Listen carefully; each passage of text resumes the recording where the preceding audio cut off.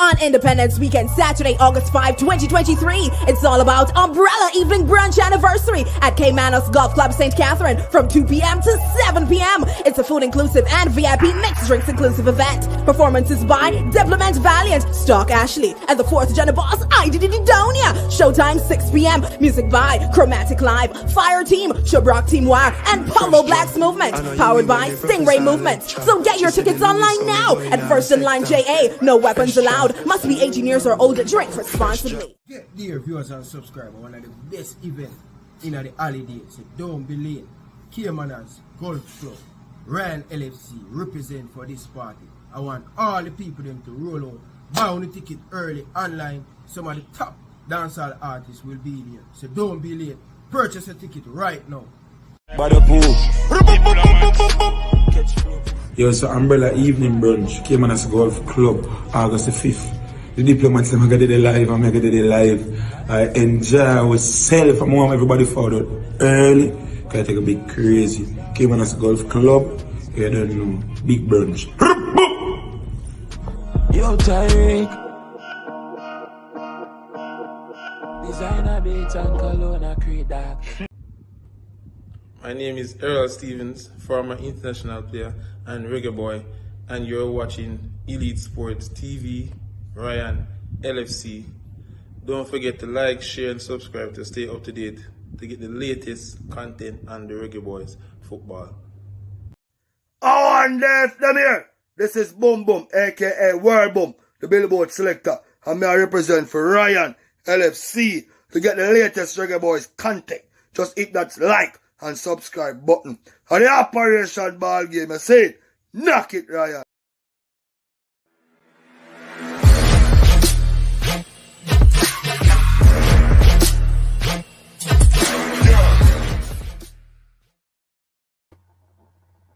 Hi, my name is Tiffany Cameron, Reggae Girl's top striker, and you are watching Ryan LFC YouTube channel. Don't forget to like, share, and subscribe. Good evening, good evening, good evening, good evening, good evening, good evening, good evening, good evening, good evening, good afternoon, good morning, good night, whenever you're watching back the video and the replay. Big up to all my subscribers. Really do appreciate all the love and the support. It has been a great one, people, but we're going to talk about some development in Jamaica, football, workshop, and a lot of different things. I understand people, but people are supposed to have 3 coach, right? But 2 as suspend the thing, so we have to continue with the business. You understand? The most important thing, we have 1. You understand? We have 1. You get me, coach? But people, all of the people in the comment section joining the show, big up on yourself, fresh guy, big up yourself, enough love and respect. We're going to talk about development. All right, people, it's no stranger. You guys hear about the nice and the great thing that the coach speak about last night. I'm not going to introduce him. I'm going to make him introduce himself so you guys can get a perspective. I'm gonna put, when I hear somebody over the phone, but I'm gonna see the face. So tonight, we're gonna see the face. All right, coach. Good evening. Welcome to the show, man. Good evening, Ryan. How are you? I'm doing good, man. Thank you very much for taking this opportunity to come and share your knowledge to the Jamaican people, and we really do appreciate it. I'm very, very looking forward to hear the conversation you're going to say right now. Yeah, I'm definitely looking forward to this conversation. Like I said, all Jamaicans throughout the diaspora have to build back Jamaica, build up Jamaica, whether it's with your money, your talents, your skill, whatever it is. Everybody have to give back to the island and make sure. And I'm a football coach, so my area is football.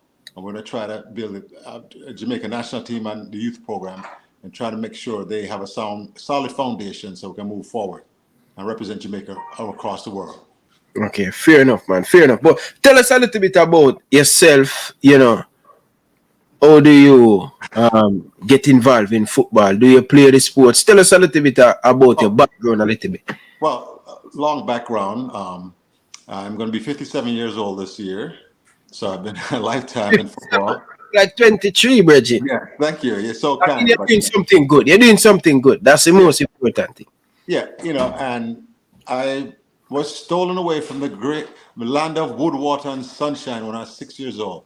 But I was born in Jamaica, in Kingston, St. Joseph Hospital. But my parents took me away when I was 6 years old.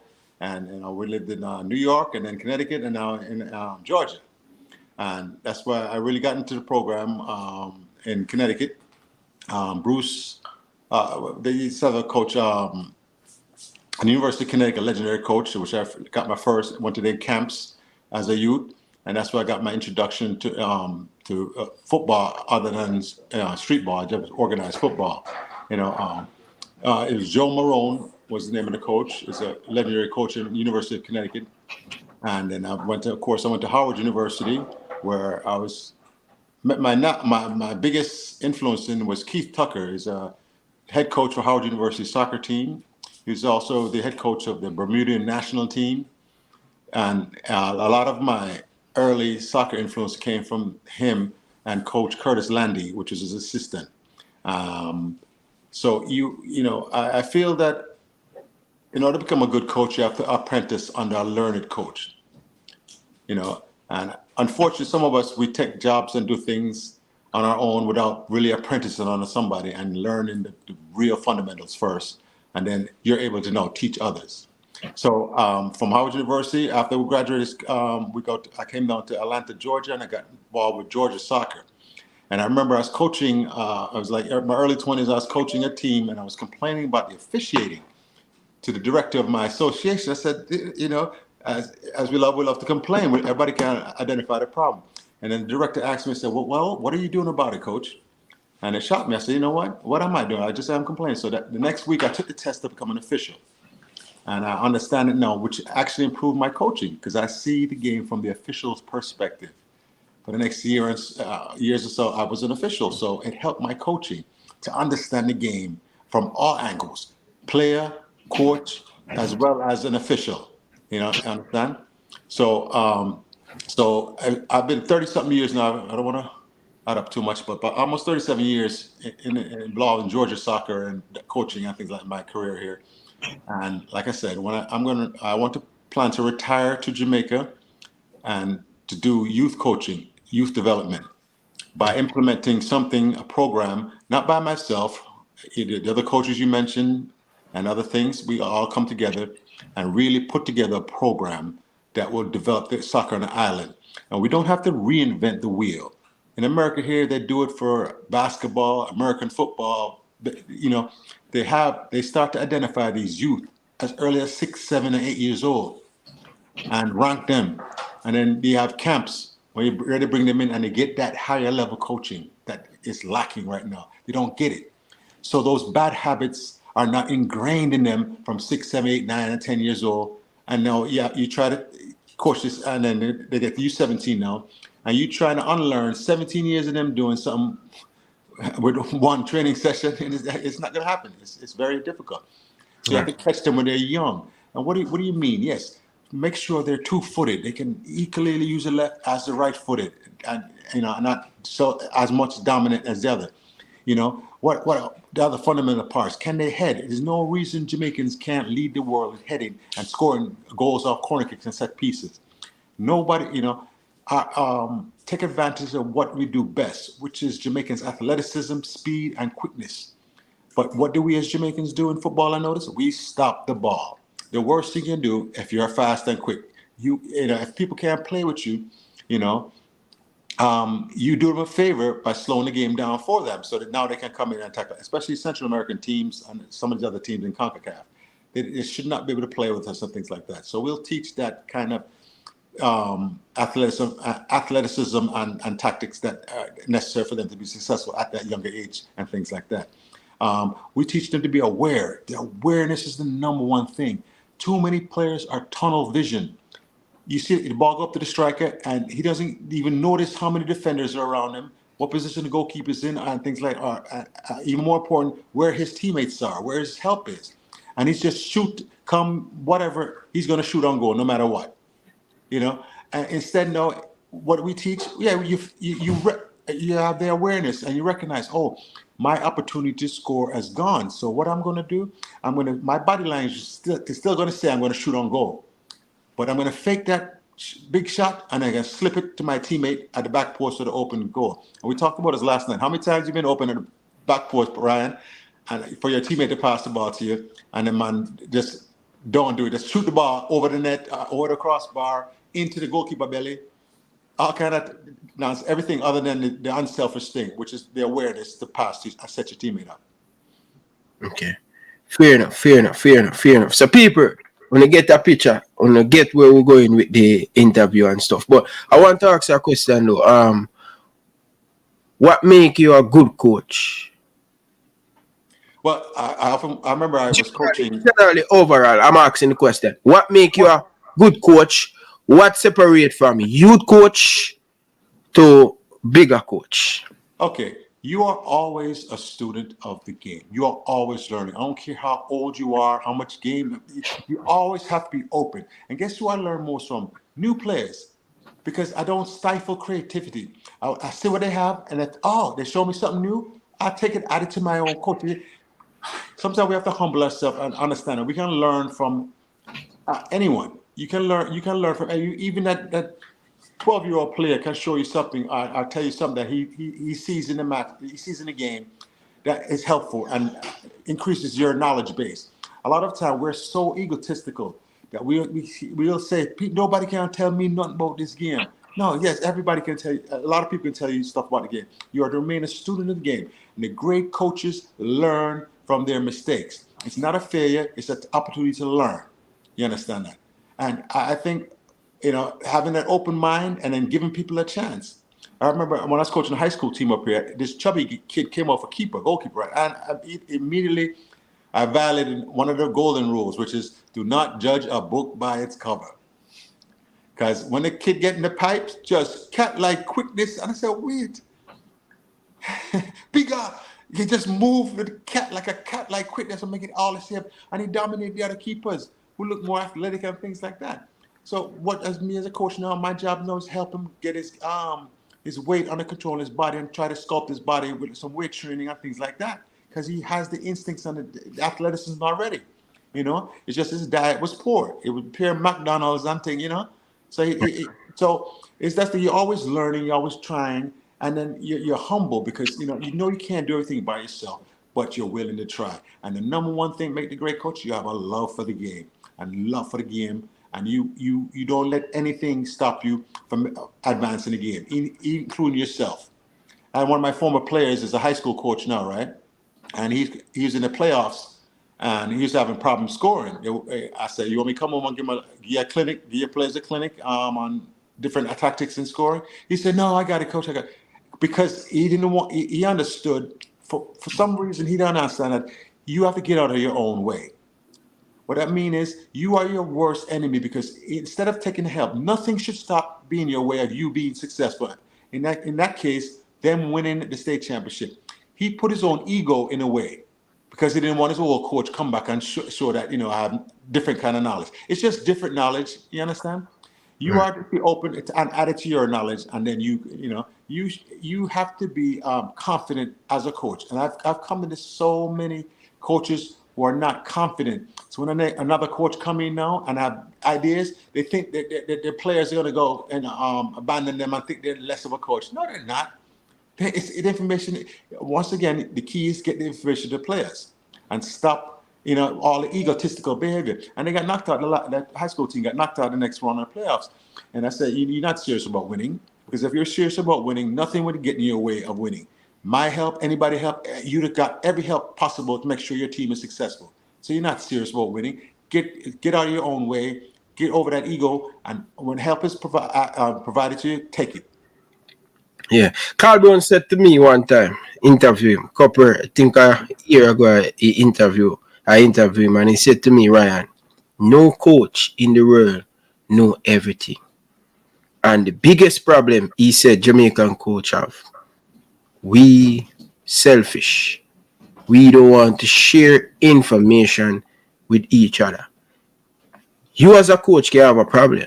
Your team, just like how you're telling your player, your former player that you coach, hey, he said him team not scoring. And the coach said, Coach Carbon said, try find the information, him go through on the internet, reading a lot of books and all of these things. Him just saying, having the conversation with a fellow Jamaican coach help him to solve the problem because the coach have the answer. where him want, where him a try find. So one of the things that he said, Ryan, if we want to be a better coach, we have to work together. Competitive. Yeah, we're going to meet here and some, but that's good for the sports. That's going to make everybody better and your team better. So one of the biggest weakness Jamaican coach have, don't like to share information, and that's the biggest rootness of our football. One of the things I like about coaching in America, right? Yeah. You learn when I coach for a college team, right? You learn how to be a loyal assistant. That means you may think you have more knowledge than that head coach, right? But because you're a loyal assistant, you do not show him up, you support him, you give everything, all your talents to make sure he's successful. Because when you're the head coach now, you don't want nobody assistant under you undermining you. You understand? I want you to repeat that for me, because that same thing, I want you to repeat now, because I want you to help these coaches in Jamaica. You know? All right? Yeah. I want you to repeat that, because many times, coach in Jamaica, assisting a coach. Oh, I better than that coach. I believe that I have the tool and me coach a team. I want you to repeat that for me. Yes, because you have to come up with a discipline to be a loyal assistant, because when your turn comes to be a head coach, you want loyal assistants below you. But as Jamaicans, what are we? We're very egotistical. We're very braggadocious. And we just don't have that discipline to understand, you know what? I need to apprentice. Even though I think I may know everything or more than their coach, the fact that I have to show the soccer world and all the bosses that hire coaches, he's willing to be a loyal assistant and wait his turn and time. We want to jump the line. Jamaicans want to jump the line, go first in line, and don't pay any dues. You understand that? And in America, I learned how to pay the dues. You have to pay your dues and wait your turn, and then when your opportunity comes, you hire assistant coaches under you that are going to be loyal and help you and not undermine you. And that's the biggest thing I learned up here, you know, and that's the biggest problem in Jamaica. They don't want to give their best ideas to the head coach, because they're saving it for when they become the head coach. And all of a sudden, the whole team now suffers. The team suffers. And, you know, because you may have an idea, right? I may have an idea to start a YouTube channel, but you already have the practical, you already been doing it. So you already, you can't be afraid. I can't be saying, no, come on Ryan show and help him, you know. No. You have to be honest with yourself and honest with everybody else that your talent will shine out. Your coaching talents will eventually shine out. If not, you're a fraud. Because I'm going to say something, 80% of the coaches I've met are frauds. You know that, right? 80% of the coach you meet is a fraud. They don't know the game at the level necessary to teach individual lead-up skills from 6 years old to 21 years old, and then to coach on a higher level. And then to break down the game, break down the film, see what the tactics are used by the opponent, break that down, then go on and teach it and come up with a counter attack, counter offensive to whatever the other team is using, and things like that. We in America, they call it raw coaches versus X's and O's coaches. The X's and the O's coaches don't have the personality per se, right?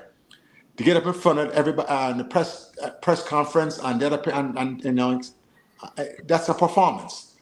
But the X's and O's coaches that know the game can watch the film, and that's one of the best things. You know, when I apprenticed under Coach Keith Tucker at Howard University, right, and watch the film, and you slow the film down, you back it up, and repeat, and see what the team is doing, and it's like a light bulb go off in my head. Oh, that's what they're doing, because you watch the film, and the film don't lie, and it show the tactics of the opponent, what they're doing, how they consistently did it.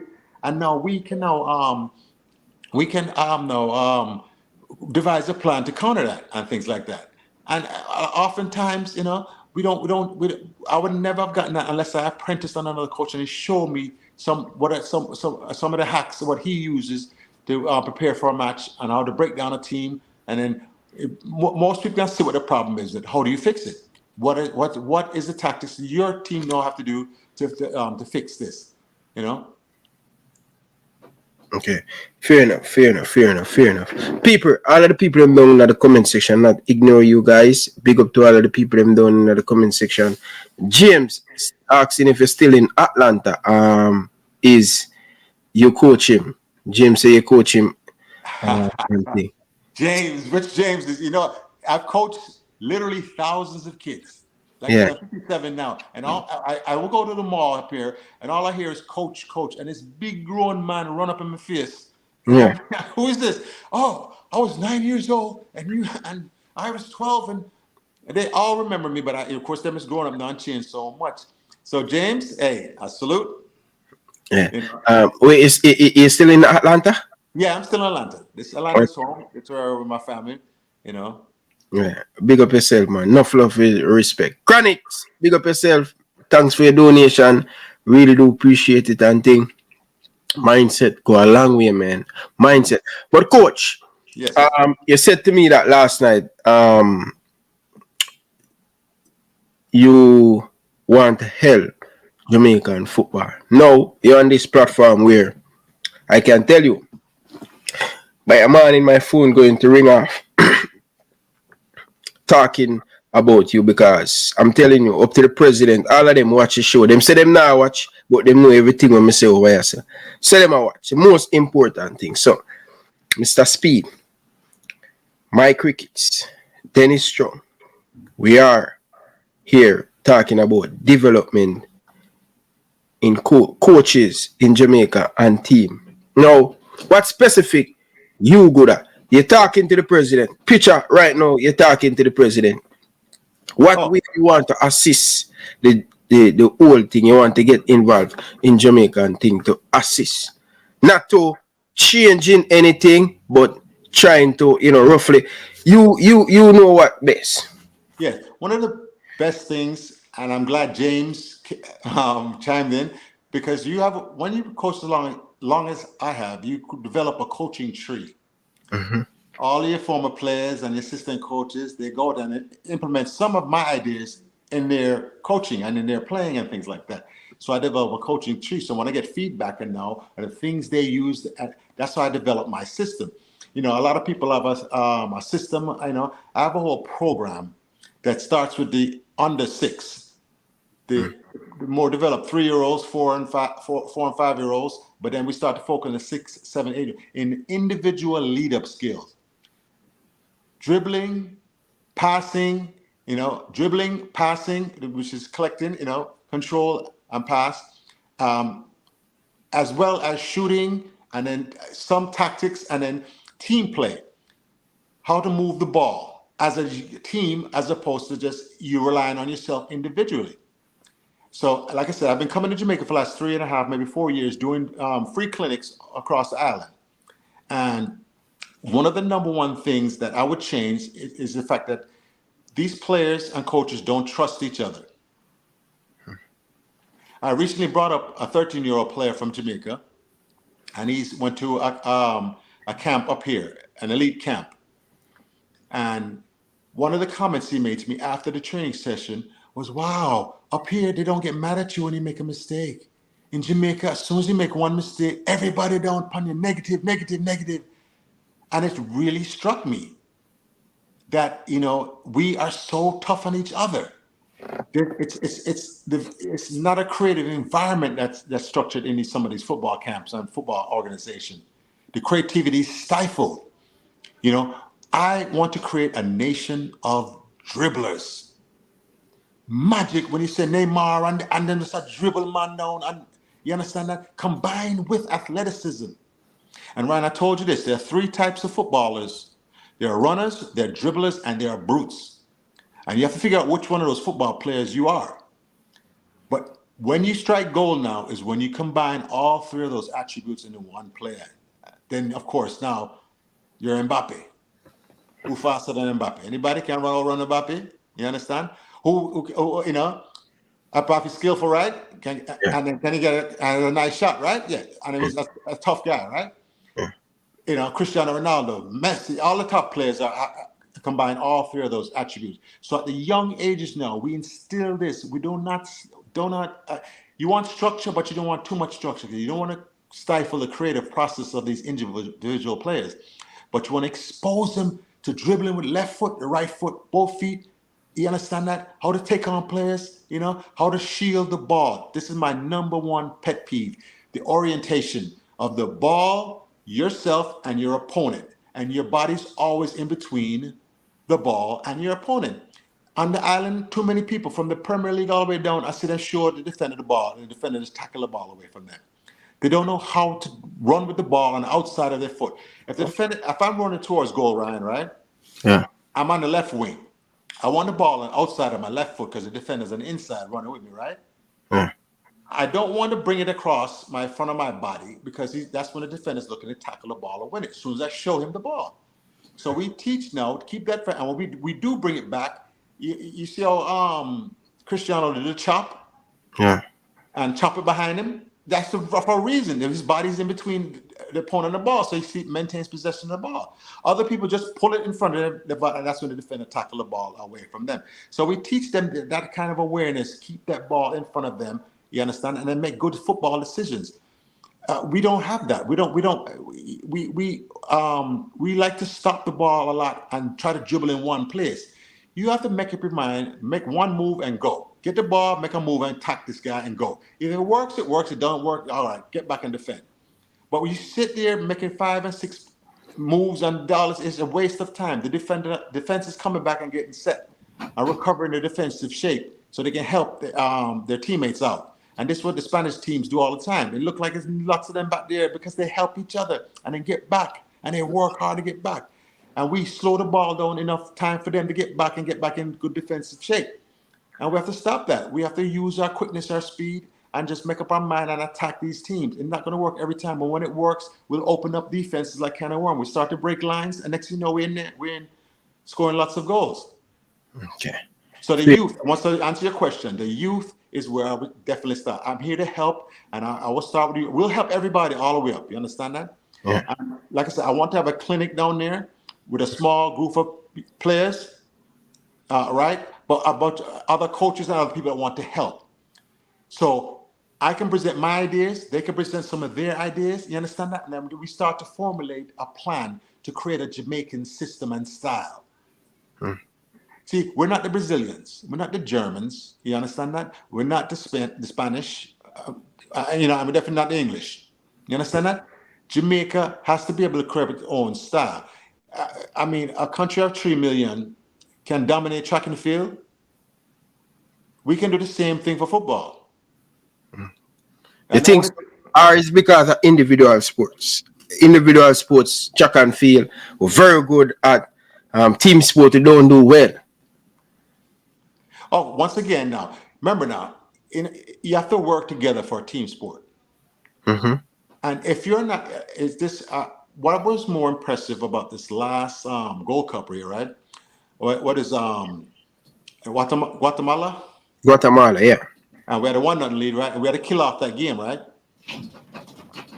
And see, that's when as a coach, you see, that's when a real team is exposed as far as team defending.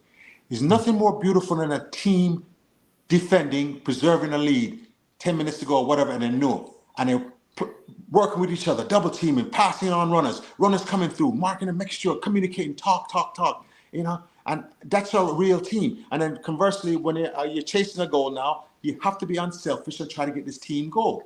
You cannot put your head down and try to, shoot from 40 yards out and hope some glory goal come on. No, you have to have a concept that's unselfish and try to get the best opportunity to score for your team, you on your team, Yeah. Fair enough. So you want to start with the youngsters first because that's the most important thing. Are you have any skill where you not only can coach youngster but coach? Yes, I was a youth sports director at South DeKalb YMCA. It was a YMCA, is a youth young men's Christian organization, but it have soccer teams and basketball teams and things like that. And I had 48 coaches I had to coach because we had 48 teams from under 6 all the way up to U19. So what I had to do was coach the coaches. And we're talking about American parents now. So a lot of times, for safety issue, we want a parent as the coach of the team. We don't want outside people at the young ages. You understand? Yeah. We want a parent to coach the team, and I had to teach them. And normally I would use basketball. Like I always tell them 90% of the things you do for basketball, you do for soccer. It's just with your feet instead of your hands. And they start to, you start to click with them. But the beautiful thing that happens, though, right? You see them not knowing anything about soccer coming in, but the kids want to play. But after learning, all of a sudden now you see them, these soccer moms and soccer dads now, and the enthusiasts, now they come up to me and talking football at a high level. I'm like, oh, was it 2-3 years ago you didn't know anything about the sport? Now look at you come here talking about, false nines, Yeah. And I'm like, oh wow! So that's the beautiful thing about the sport. Once you give it a chance and things like that, I coach the coaches and I coach the parents, and they are able to better coach their team. But what we did was we pull out the better kids, and then it's just reality of the situation, and then we make a league camp for them, and then they get the higher level coaching. You understand that?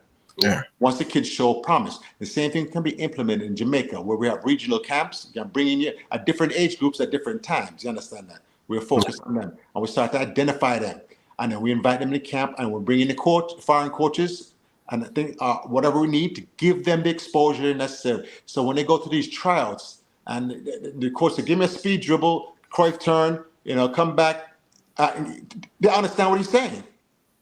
That's a problem, right? When they come across the terminology is different. Yeah. And then That's the terminology. A lot of the players don't know it in Jamaica.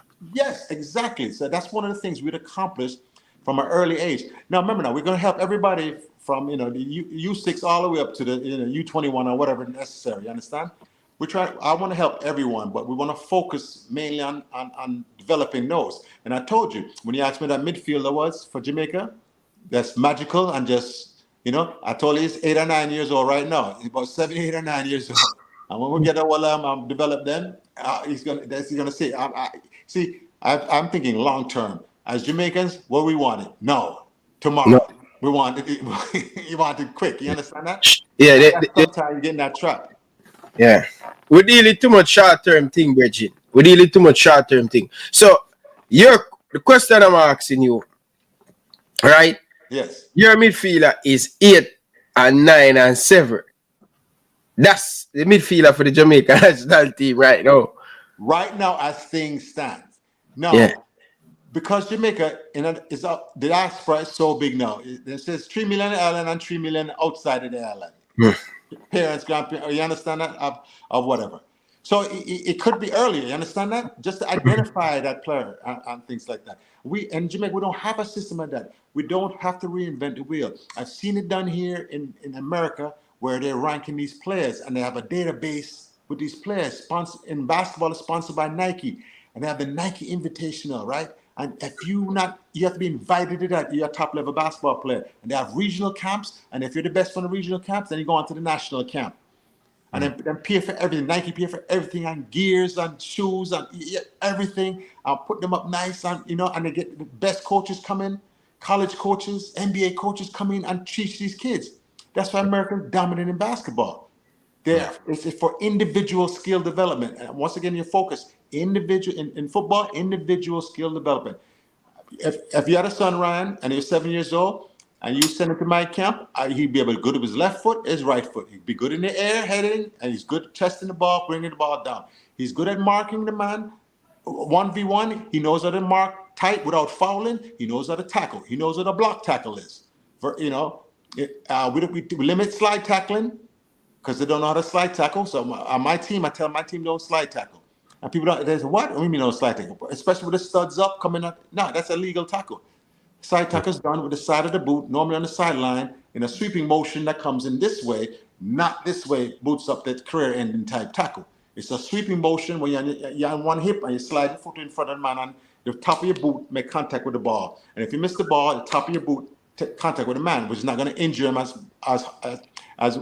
bad as if he hit him with the bottom of your boot when all the studs are showing. You understand? So I remember when I was doing the clinic, I asked them, do you know what a block tackle is? And they didn't know what a block tackle is. And they weren't executing block tackles where it's a 50-50 ball, you on the opponent, and you come, you good balance, inside of your foot, and that's how a block tackle, you win the ball. And the other man go flying sometime. Instead of them sticking them toe in, they stick toe in first, and next thing you know, they get their foot hurt and things like that. So it's a lot of fundamental things we teach him at a young age. And they want, so when your son leave my camp, now he knows how to do all of that, and he implements it. He knows how to position his body to receive a ball. I watch in the Premier League, and the man them still that position them proper in Jamaica. I mean, Jamaican Premier an opposition ball to collect the ball, and that split second, because they turn their body a certain way, you know, it leads to a turnover, because that split second that would have cleared the ball and the ball would have been switched out of that zone. It ends up being a turnover because they took an extra touch or an extra step that's unnecessary, that the defense was able to close them down. So, like I said, I want to help everybody on the island who wants it, but my focus is to start with the youth, start to build that database from 6 years old all the way to 21 years, and we can rank them on the island. If we get a sponsor, somebody, a sponsor that will help us with that database, and have an elite camp, we're bringing elite coaches, teach them elite ideas. Because number one thing, when I was growing up in America, right, and I was working at the YMCA, and I was giving, we had these free camps. We would go around the schools and give, right? Another coach said, "What are you doing, DaCosta?" And it's an English coach, right? And him said, "The game is to be sold, not told." And I never forget that. He was mad at me because I was giving away some of the secret that he makes money off American parents on. You understand that? Big money now.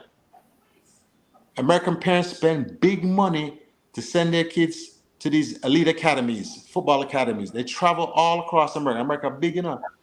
The tournaments in Florida, tournaments in Texas, tournaments in Georgia. It's a lot, very expensive thing for a lot of kids really can't afford to join these elite camps, the best players, But I'm here for Jamaica because, well, guess what? Love Jamaica. I want to see Jamaica succeed. I want to see it. So I'm willing to work with anyone, JFF, the other coaches, Premier League owners and coaches, and let's brainstorm, put everything together. I don't know everything. I don't have all the answers, but let's get together and try and help Jamaica football, become a more well-rounded organization. Fair enough. How long a training session go for the 6-year-old? Because I was reading, they said they keep it short, like 30 minutes. Yeah, well, remember, you're still with a 6-year-old, and they get bored easy. It's a 6-year-old. Cricket hop by, and then we'll follow the cricket. And then you understand? But you do that. Mine is different. We have a standard one for U6 that you just get them to understand and get a love for the game. Running, kicking after the ball, and boom. But then you start to see the elite players, even at that age, right? You wouldn't believe you see a 3-year-old like weird, because say you were his dad, and you started showing him the things from him can't walk, right? Mm-hmm. He's gonna be ahead of the other kids as far as controlling the ball. Remember now, you want to be able to master the ball. Once you master the ball as a player, the faster you can master the ball as a youth player, the more you can do on the field. If you become an elite master, like, an elite chess champion, master chess, you're a master dribbler now. Nobody can take that ball from you. You can dribble, and that's what you want to do. The earlier teach these kids to master the ball. But what oftentimes, we as human beings, we become lazy, and we use our right foot only for everything, so we just fear right foot.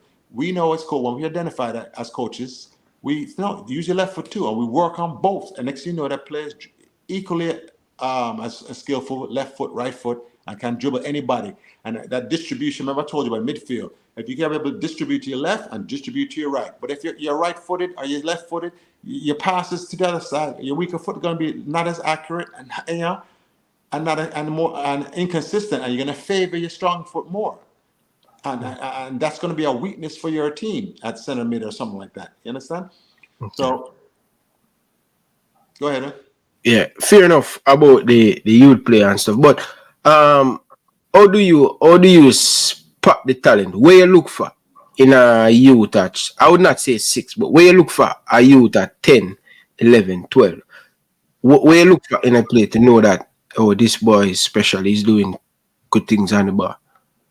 It's skill. It's still a skill. You see the players that practice and can control the ball. Once again, master the ball. They've reached a level of mastery where they separate themselves from other players. And you can see the touches. You see the movement, how them shift a player, shift a man.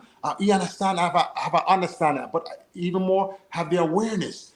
I remember I played American basketball when I was in Connecticut, right? Mm-hmm. And I was in the 9th grade.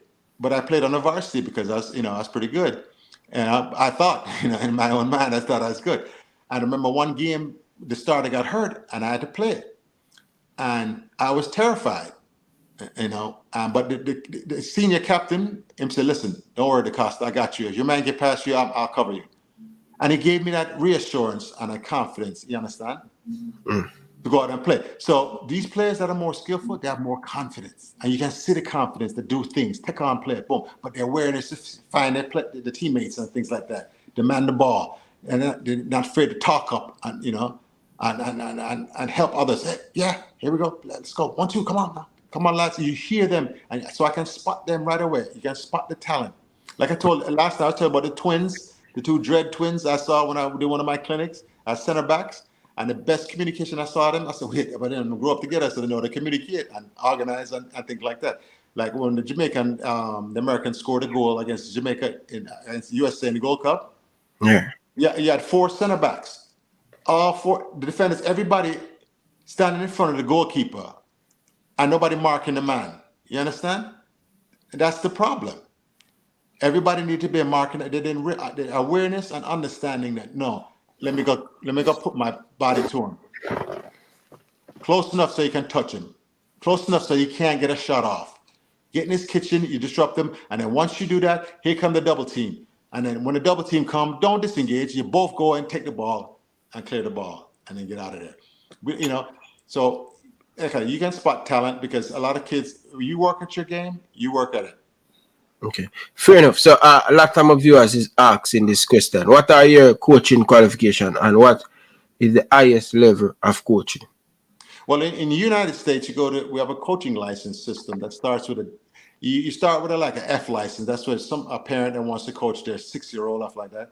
Then it goes in reverse order, E, D. If you played college, you jump right to D. So if you play college ball or a high level like that, you can immediately skip to the D license course, which takes 3 days. You go away and 3-day course, 8 hours a day, and you get your license. And then next thing after that is your C license. We have to go away for a week in a dormitory style, and you trip for about. And then of course the B license even tougher than that.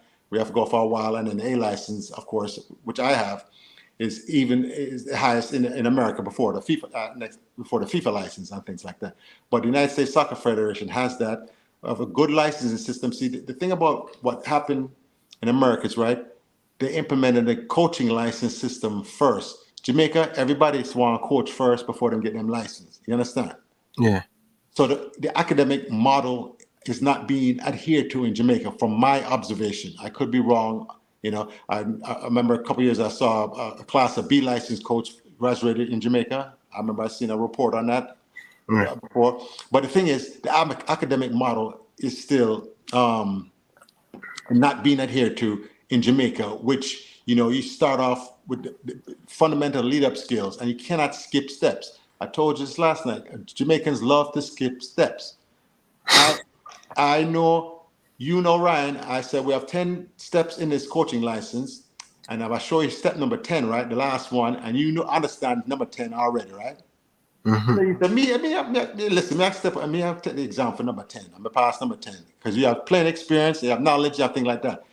What happens is, when it comes time for you know to coach the next generation of coaches, you don't have the academic grounding to do that. You understand? You don't know that other coach wasn't as talented or as knowledgeable as you in the game, so he needs step 1, 2, 3, 4, 5, which covers some of these other things that are necessary. So what happens is we lose that coaching, and we lost the whole generation of coaches in Jamaica. You understand? That our teaching is still teaching, whether you're teaching math, science, or soccer, football, whatever.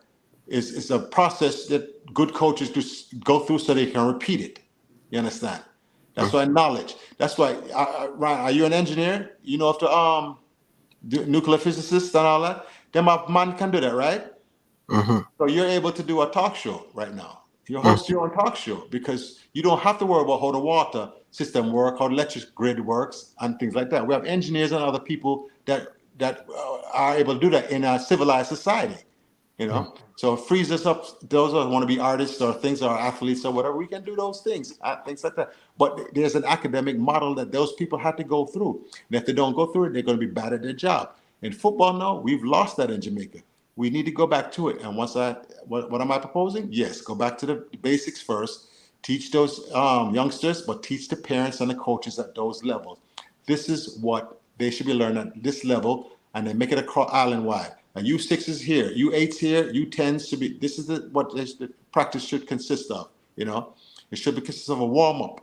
Don't stretch core muscles, and they're stretching. Then it's individual lead-up skills. We have to work on control, dribbling, passing, shooting, then small group, right?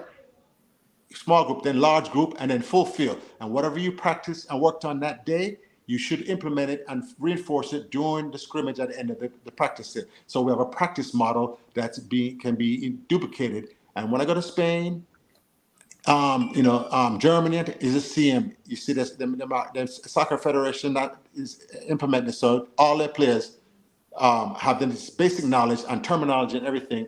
And everything runs so much smoother and flows better because the coaches know it, players know it, everybody's on the same page. Okay, fair enough. But so what the highest level you're coaching in America? Team? Well, I've coached a professional team here in America. That's the highest level, UPSL team. I've coached college, which at Morehouse College, which is school here in Atlanta, things like that. I coached St. Pius X Catholic High School, which is top team in the state of Georgia. Everyone in Georgia knows about St. Pius and Marist and those teams like that, things like that. Coached Tucker High School with me for 10 years, make the playoffs every year and challenge for a state championship. Southwest DeKalb High School, the Weber School, which is all Jewish high school, another private school. So private schools in America pay a premium for you to coach their kids. You understand that? The parents are normally more wealthy and things like that, so they go out and get the best for their kids. And I see that, the players might not be the most talented, but they get the best coaching, so they're able to actually be competitive with teams with players that are better than them because the players are more individual and more selfish. Understand? Don't play a team. And I don't care where you are. A good team attack will neutralize any individual. At some point, you learn how to neutralize that individual and then focus on your team because you see it with the Central American teams, and you see how they've grown from it. And one thing about the Central American, that they've benefited more from MLS than anybody else. Yeah, MLS gave their players opportunities to come and get the coaching necessary, and then come back now. You understand that? And now they respect the coach.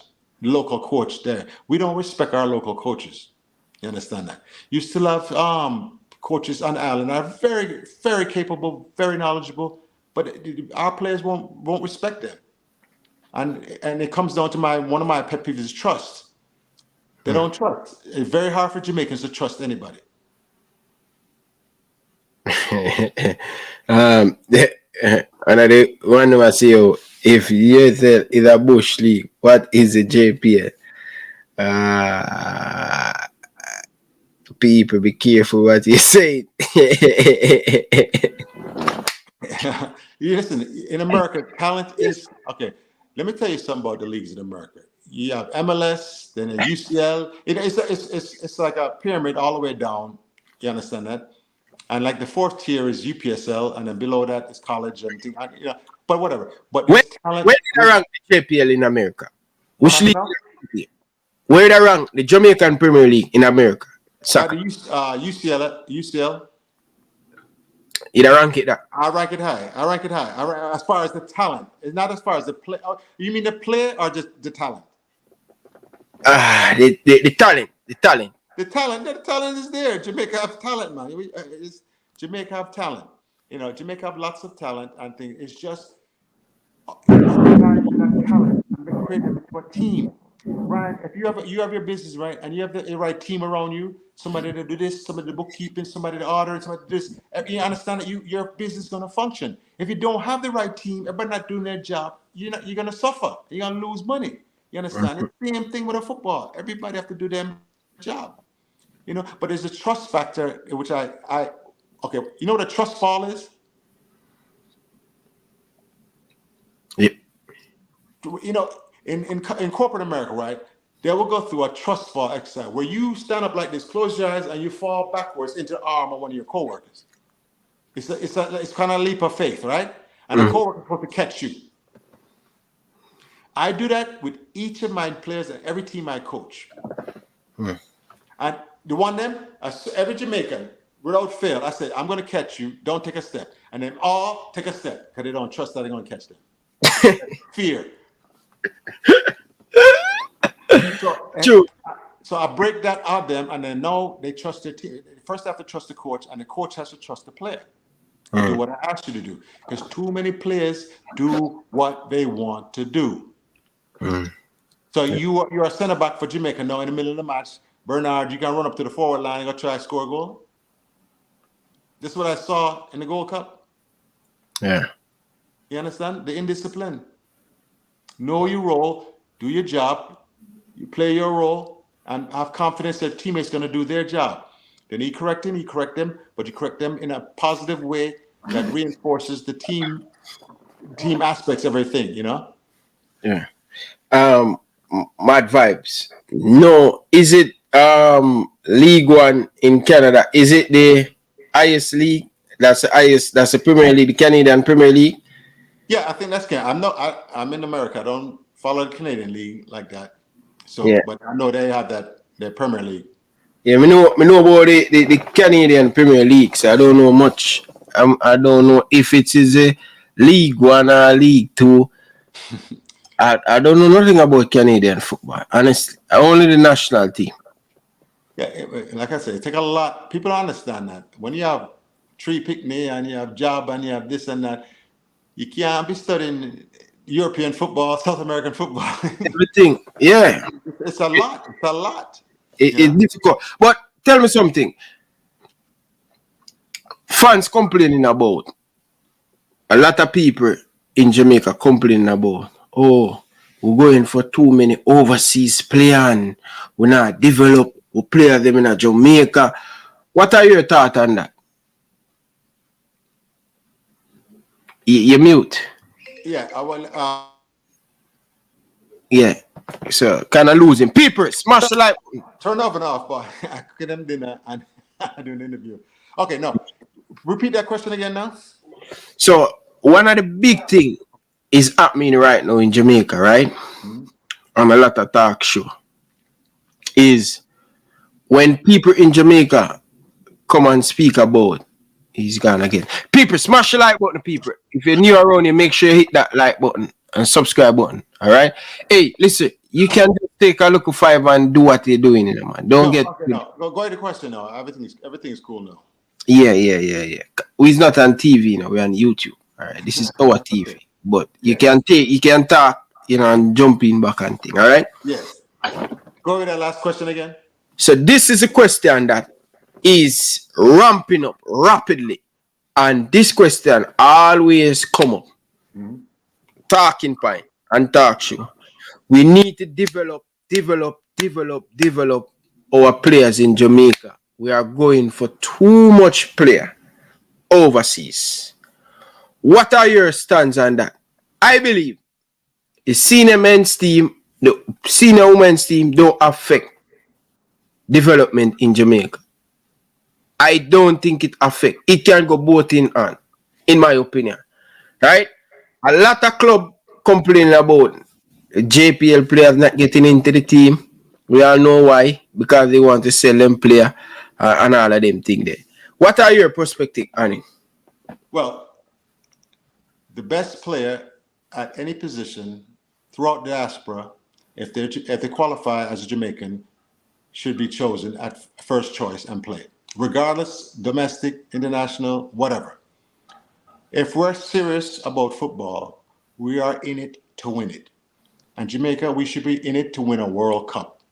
That's how high our standards are. And we cannot bow to a local Premier League owner, make a little money here by selling players. I want to showcase a player. If that is the case, then improve your product, which is your local player, with the things I just told you. If he's a more complete player, then you'll be able to make more money, and the player make more money overseas if he's already developed. Now, I've been to tryouts. I've scouted players for teams before, and like I said, if I have to show you something, I look at him and say, okay, he's weak on his left foot. He doesn't, he doesn't track back. he's talking. He doesn't scan. He's picking up a ball. I don't see him scan to forecast his next play, next pass, things like that. And I record all of the weakness. And then this Jamaican player goes to this trial, right? And another player that has all those, even though the Jamaican player may be more talented and more whatever, right? They'll pick the other player because they have less to teach that other player. You understand? Mm-hmm.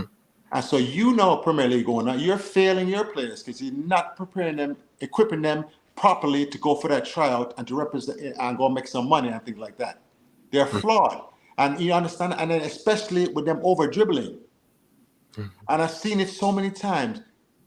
If you were invited to a tryout overseas somewhere, someone has spotted you and said, you have the talent to play. You understand that?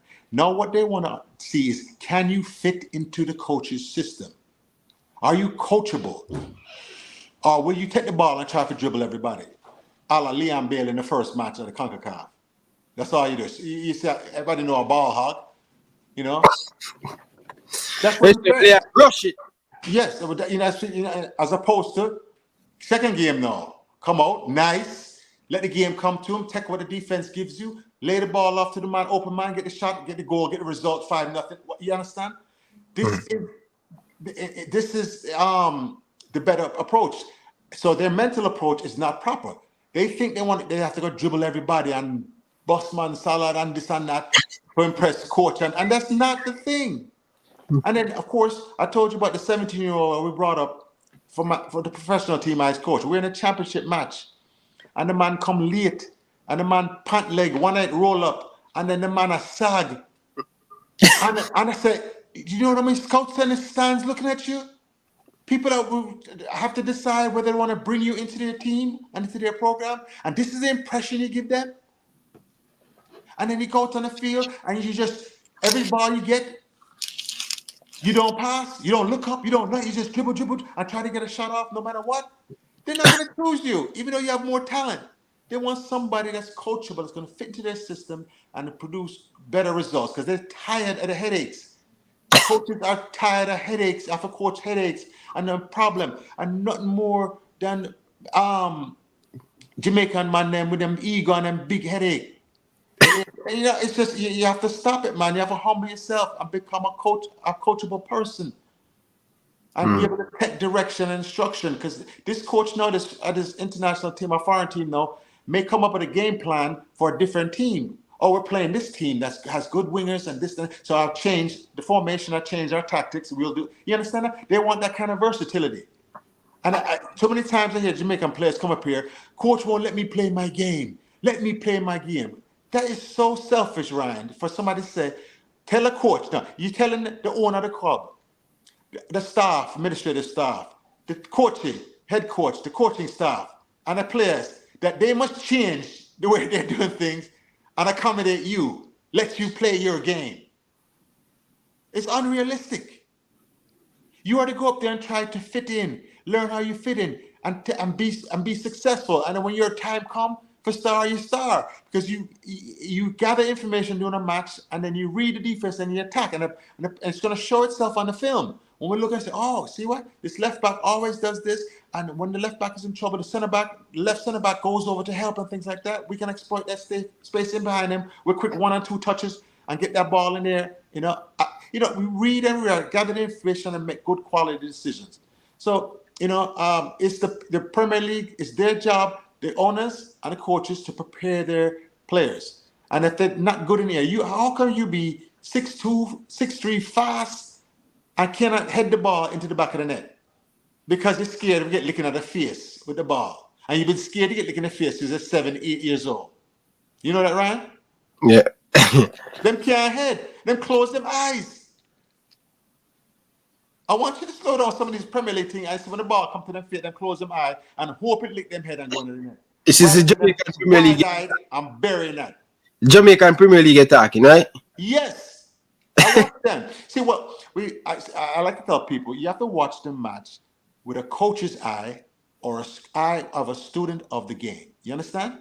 Yeah. When everybody else cheering about, look at the nuances, this little slight thing, the body position. the center mid attacking the defense. Say you're on top of the area, and the center mid is attacking the line, and there's a left forward and the right forward, right?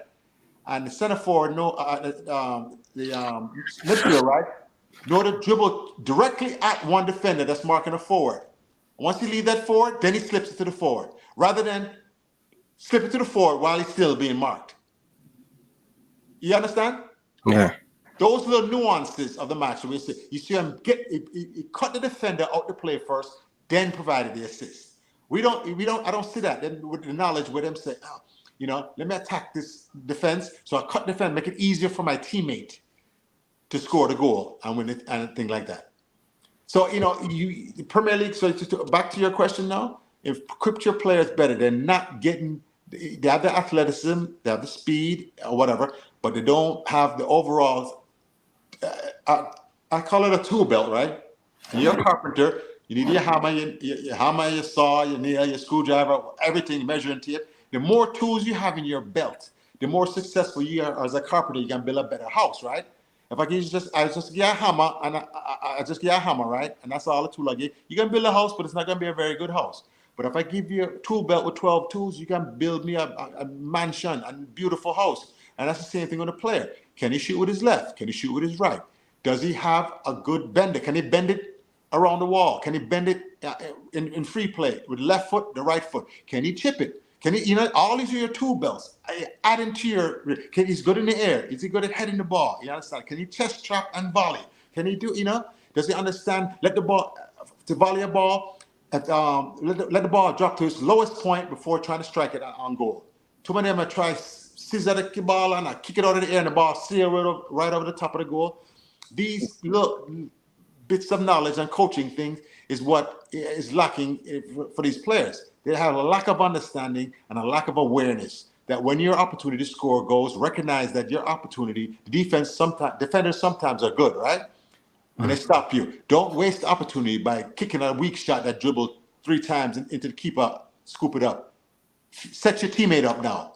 Or restart the attack by doing a wall pass or something, to break that defense. Don't be selfish and just try a glory shot that's have a 99.9 says are not working.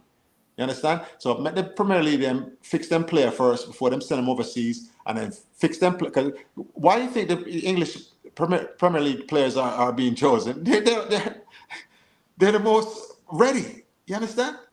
Mm-hmm. They're the most ready. So this where we're talking about, right? Because this is where enough of the people them in Jamaica say, why we keep on go for them money and they continue fail and ray and we say, the coach assist them, the coach call them into camp, the JFF, the clubs, their responsibility is to raise them youth the game we can compete with the overseas based players and say, okay, all right, we are going to bridge the gap, 50%, right? The Premier League is down at that level, 20%. We are trying to raise the bar for the next 5 years to 30% to try to close the gap. Because when they go and play international football and the team press them, they look average. Yeah. I remember I was watching a match during the World Cup qualifying, and a ball came from a team was attacking Jamaica down the left wing, and Mariuppa was in the center there, right? It was a right center back, and the ball came to him, right? And instead of him controlling the ball away from pressure and try to distribute, him touched the ball back into the pressure, where the other team stole it back and went and scored a goal. And I was like, at home, I'm a coach. I said, all you had to do was turn away from the pressure and relieve the pressure. And we don't teach our players to, the ball is coming to him, right, Ryan? And say the ball is coming from the left wing. So that means you should, inside of his left foot, he should have controlled that ball and open up and control it in the direction he wants to go, which is the opposite direction. Instead, now he took his right foot and he controlled the ball right back 5 yards back towards the pressure, which was then stolen. These things are not taught. That the flow, why would you want to control it back and send it back into the pressure? It just came from there. There are more men in there, more defenders and opponents in that area. You want to get it, switch the point of attack to where they're less. And that's one of the things I saw in the Premier League. There was the back line, there was the left back or the right back will give it to the right center back, and then first thing do it, long ball up to the forward. They don't switch the point of attack, even 2 and 3 times, to shift the defense and look for the holes and the gaps in defense, and then try to go forward. What best forward? It's just boom and kick ball, which is unsustainable and easy to defend. That's the easiest football to defend. Now, a team that puts it on the ground now and play for each other and uses combinations as well as dribbling to break down a team, break lines, and get the best shot for the team, that's hard to defend. That's why Jamaica is so easy to defend. And when I watch the Premier League, I can't watch. I say, listen, this is fundamentally flawed. I mean, it's just, and it goes back to your coaches that were not properly coached themselves because they skipped too many steps. If they understood that, and I can't wait to come down to this clinic for what I envision, right? If say you give me a team of like 10, 11, 12 youth, whatever, as long as they can play, and be able to demonstrate. And then we have other coaches come in, and we both, not just me, everybody can provide it, but I will show you some of the fundamental flaws going on. You're going to say, wow, I never saw that. I never thought that. I never thought about that. Because once again, the game is to be sold, not told. Nobody's volunteering this information. They want the coaches that have it. Then look under the idiot coaches. I said, nah, that man is a fraud. You understand that? But they're not going to volunteer it to them. They want to be paid for this. People are paid big salaries because they understand the game at a high level and are able to implement it. Helmingson understands the game. I know he does, but he doesn't have full control of his players yet. He's only been on the job so long. Leon Bailey was running things until he got humbled that first game. And at first miss, after he got humbled, the brilliant thing about Leon Bailey, he learned from it and became a better player and set up a teammate. You understand? Mm-hmm. That's what we want to see from our superstar players, And Leon Bailey was the leader of this team. You understand that? And the next time around, if he's still a part of it, he'll get even better at that because he'll understand them now. You saw them in the locker room? You saw the video of them in the locker room? Dancing, that's the kind of team building that go on. Where people are not, what's the one that played for Moscow? The forward that played for Moscow, isn't it? Shamar. What do you think wrong with Shamar? Selfish, lack of awareness. Shamar is so focused on shooting the ball. And you watch the film now. Once again, I tell players, be a student of the game. And the fans, be a student of the game or coach. Watch with a coach's eye. And when they pick up the ball, and look over there and see that this player wide open, another player wide open, everybody, and you see 3 and 4 defenders going at him because he's not going to pass. They understand he's not going to pass. And if you somebody put a clip together of all his possessions and touches during his Gold Cup, you'll see the pattern. If you put the clip together, you understand that? That's one of the things we used to do when we used to convince a player in college, right, that you're a ball hog, you're a ball stopper. Everybody that's knocking the ball around, when they come to you, you stop and you start spinning a circle. And then we show on the film of him doing it and losing the ball. Every time if he took 3 or more touches, he lost the ball. Mm-hmm. Coach, I realize that most of the time you're speaking film. How important it is, especially coaching youngster or big man, to say, hey, this is what you're doing wrong, Shamar. Look at the film. Yes. 1, 2, 3, 4, 5. Do you believe that the United States not defender them not watching you? Yes. To know that they're going to press you because your head is just always, I'm going for the killer. How important it is, the film? Come on, talk, man. Talk to them, man. Talk to them. The film does not lie. Play. I have so many, whether it's high school or college, them say, I didn't. And then you show them on the film in the film session. The whole team in there, right? And you have your clicker, and you stop, you repeat, and you fast. You understand that? And you show them. You show them. And I would tell the striker there from Moscow, Shamar. Look at Shamar. Who's over open on the left, right wing, right here when you're trying to force that shot? So I teach the fake and slip, right? Hmm. So his body language and non-verbal. What that mean? You go kick and you pass it? Yeah, and then you pass it. You fake and slip. The fake and slip. I remember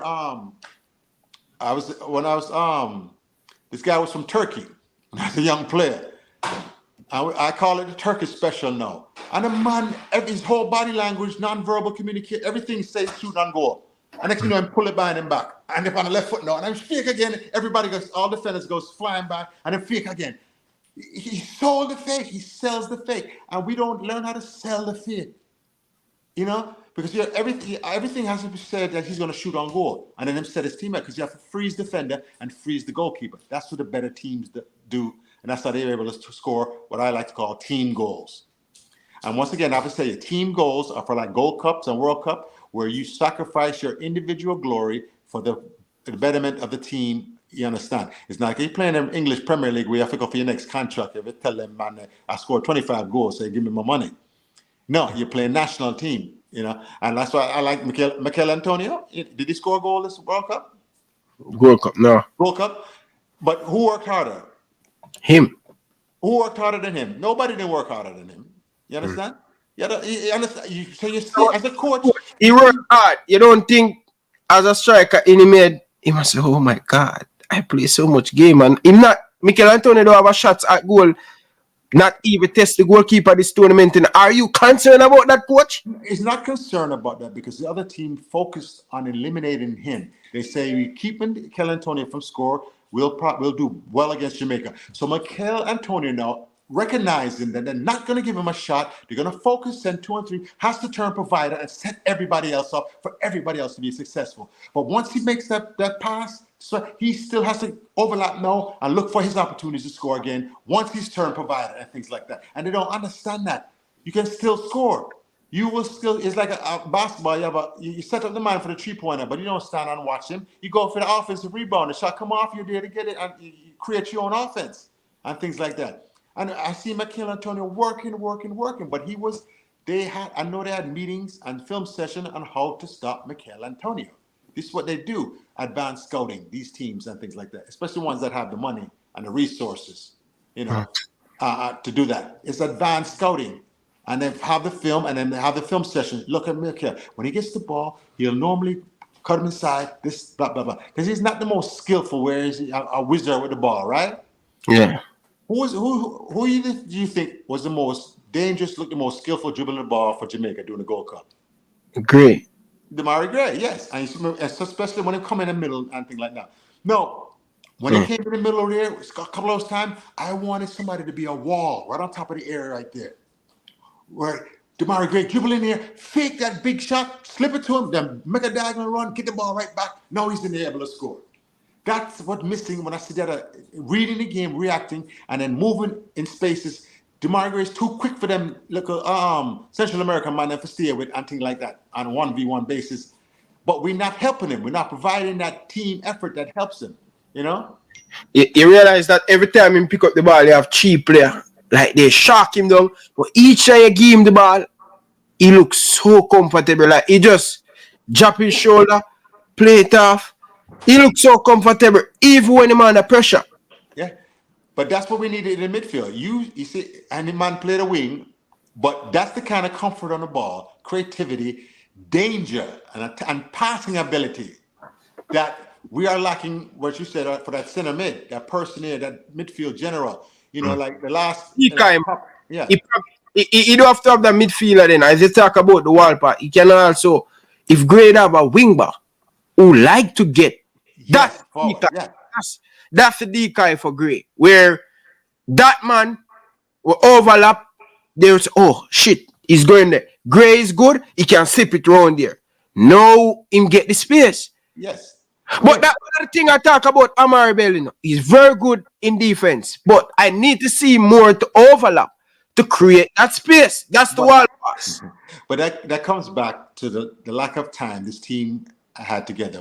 Our expectation, because of the talent that they're going to be successful as a team, was a little bit too high. You understand? All of this comes with playing time and training pitch. You understand that? And learning how to attack a defense and the movement and things like that. Because a lot of times you can create space with just your run. You see Demarai Gray coming? Hey, let me run and bring my man out to this space, because I think he's coming to this space right here. And then this next one, let me be a wall, because once he beats the first defender, second defender, the second and third normally gets them. But instead of taking on the second and third, he's going to wall pass, use his quickness, and get in front of goal. I just have to lay the ball back in front of him, get the ball back to him for him to score. And we're not thinking that way. We're thinking, me get the ball, I'm looking to shoot and score. You understand that? And you're not going to have team goals that way. You're not going to have it. That's why I want to train these youth, man. And I know we can do that and prepare them to be a player, such a much better brand of ball. And when we have a Jamaican style that emphasizes speed, quickness, and intelligent play and unselfish play, Jamaica's going to be a problem for the rest of the world. How you going to control all that athleticism from everybody? Your wing back is just as fast as your forward. You understand? You send about big club. You see, we have all of the necessary thing to be great, but we don't have the basic. The basic. You know that everything in life is basic, fundamental, basic.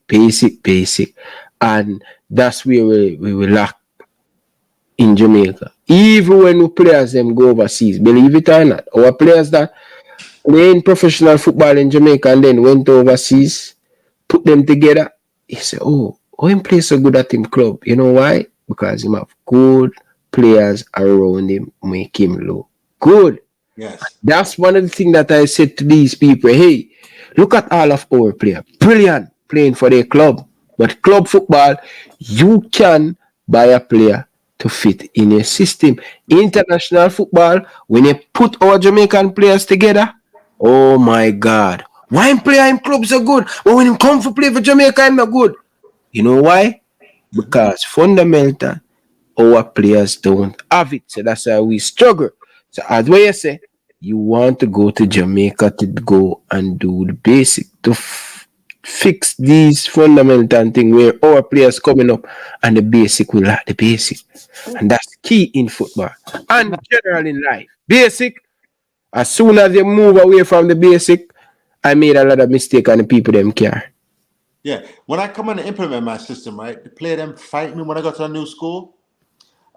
They fight me because they want to dribble. They want to put, that's what they think football is. But I said, no, you're in high school now. You're older. We need more of a team tactic. You're not going to be able to outrun everybody, out dribble everybody like you did when you were 10, 11, 12 years old. That work at that level is not going to work. It's the hardest thing to tell them that and show them that, to pick their spots when to dribble and by reading the match. The lack of awareness is very troubling to me for throughout the whole island of Jamaica, where they scan before they get the ball. When I do drills, right? 2-touch passing drill. Yeah. Collect them. You have to before you get the ball, you have to look behind this shoulder and pass it. Then you have to look behind it. That's what I teach. You have to scan. You have to scan first. You have to scan first. The lack of scan. When them show Messi and the other midfielders in the top of the world, they're all constantly scanning before them get the ball and play the ball off, then go move into the space, demand the ball back. They don't take on these tackles. Jamaicans love to take on tackles. As midfielders, right? Why would you want some big defender come crunching, kicking you down? Avoid that first tackle, which one of the things I teach, right? By scanning and using a combination, laying the ball off, and then move to the open space. Because normally, right, at a midfield, your back is to the goal, right? Yeah. And your back is to the defense. The ball comes to your feet now. Now you want to do what's called a blind turn.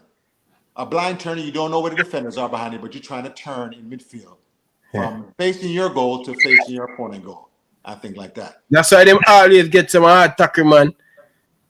And that's where injuries come in. And I found out when I taught players to lay the ball off, that first touch, by scanning, see what side the defender is coming on, lay it out there, and move to the open space to the other side, and then get the ball right back. But be ready now for the other defender. Do another quick combination, and then you understand? And let's maintain possession, knock the ball and break the team down as a group. Attack using the Brazilian triangle and attack with groups of 5, 6, or 7.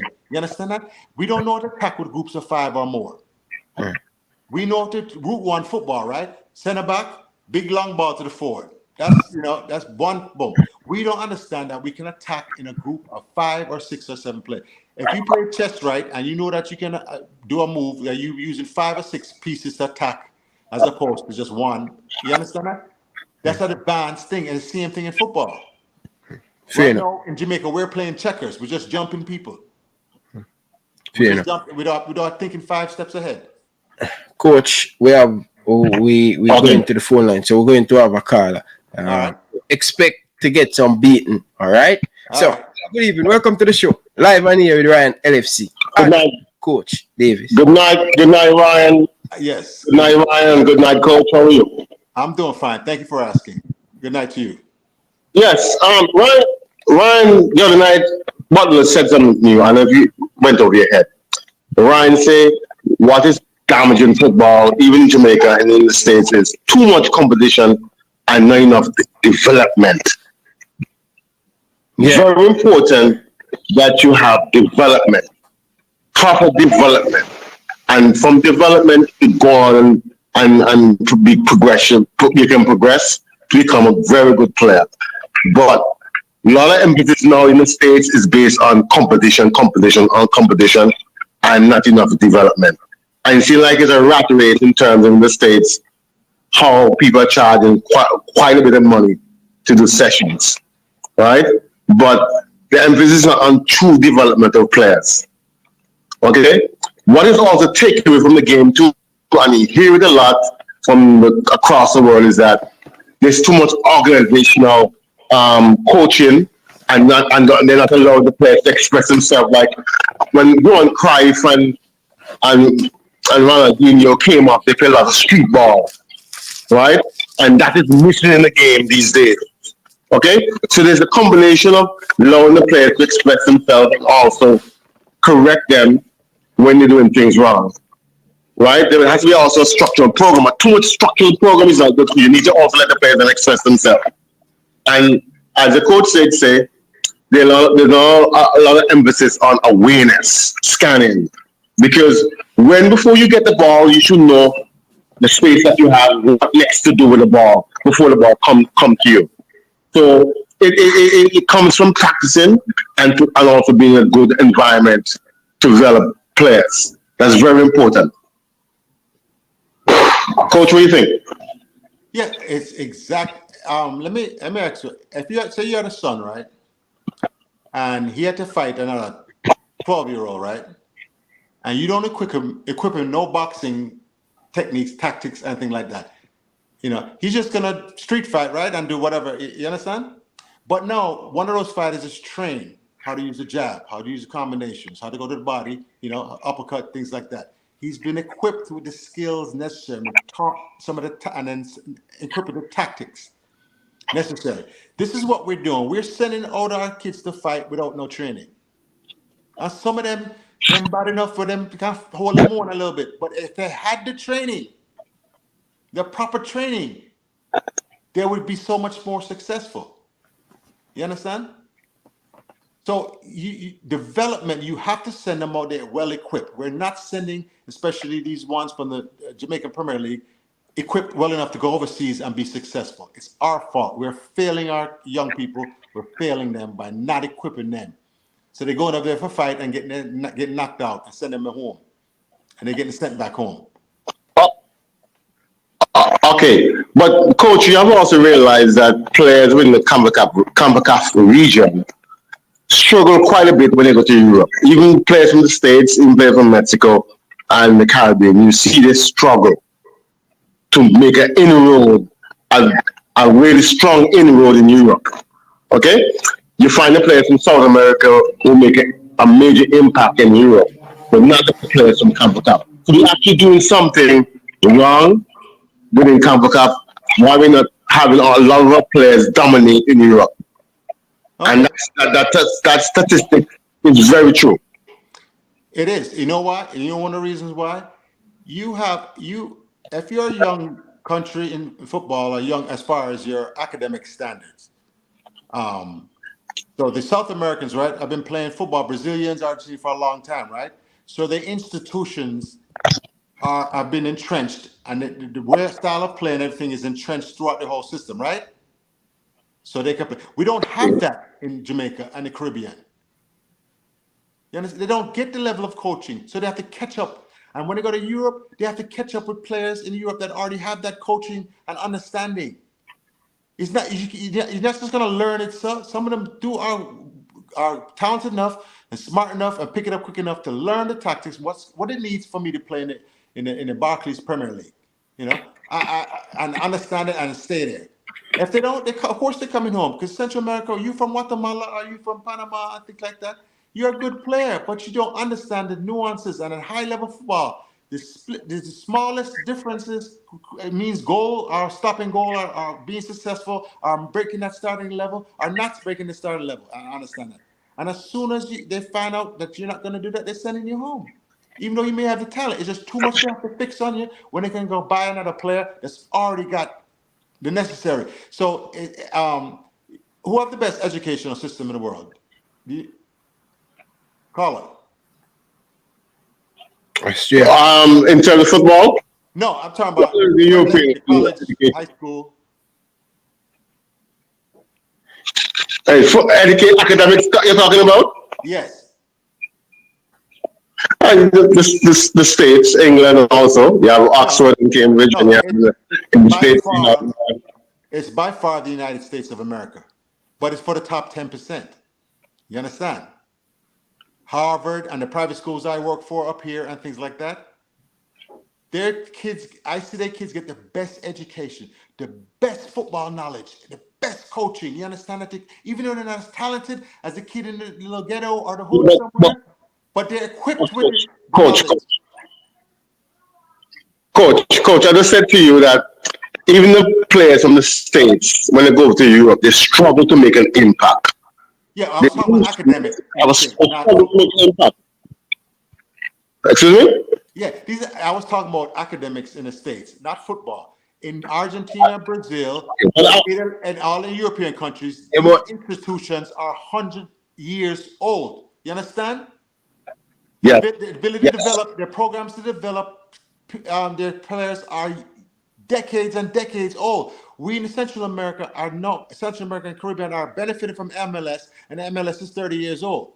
So we just come now with our development as far as our players. It takes time. It's not ingrained. And like in Jamaica, right? You have the Premier League, but you don't have it down to the youth system. Once we have the youth system players playing, then they'll be able to make it in Europe. They're not going to make it in Europe without that fundamental, basic foundation.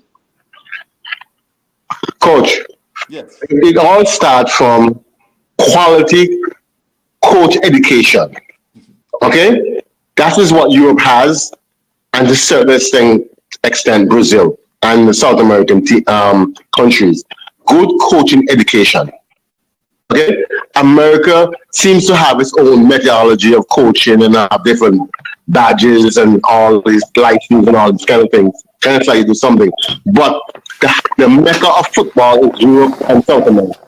And you have to actually emulate what they do in these regions to build capacity within the CONCACAF region.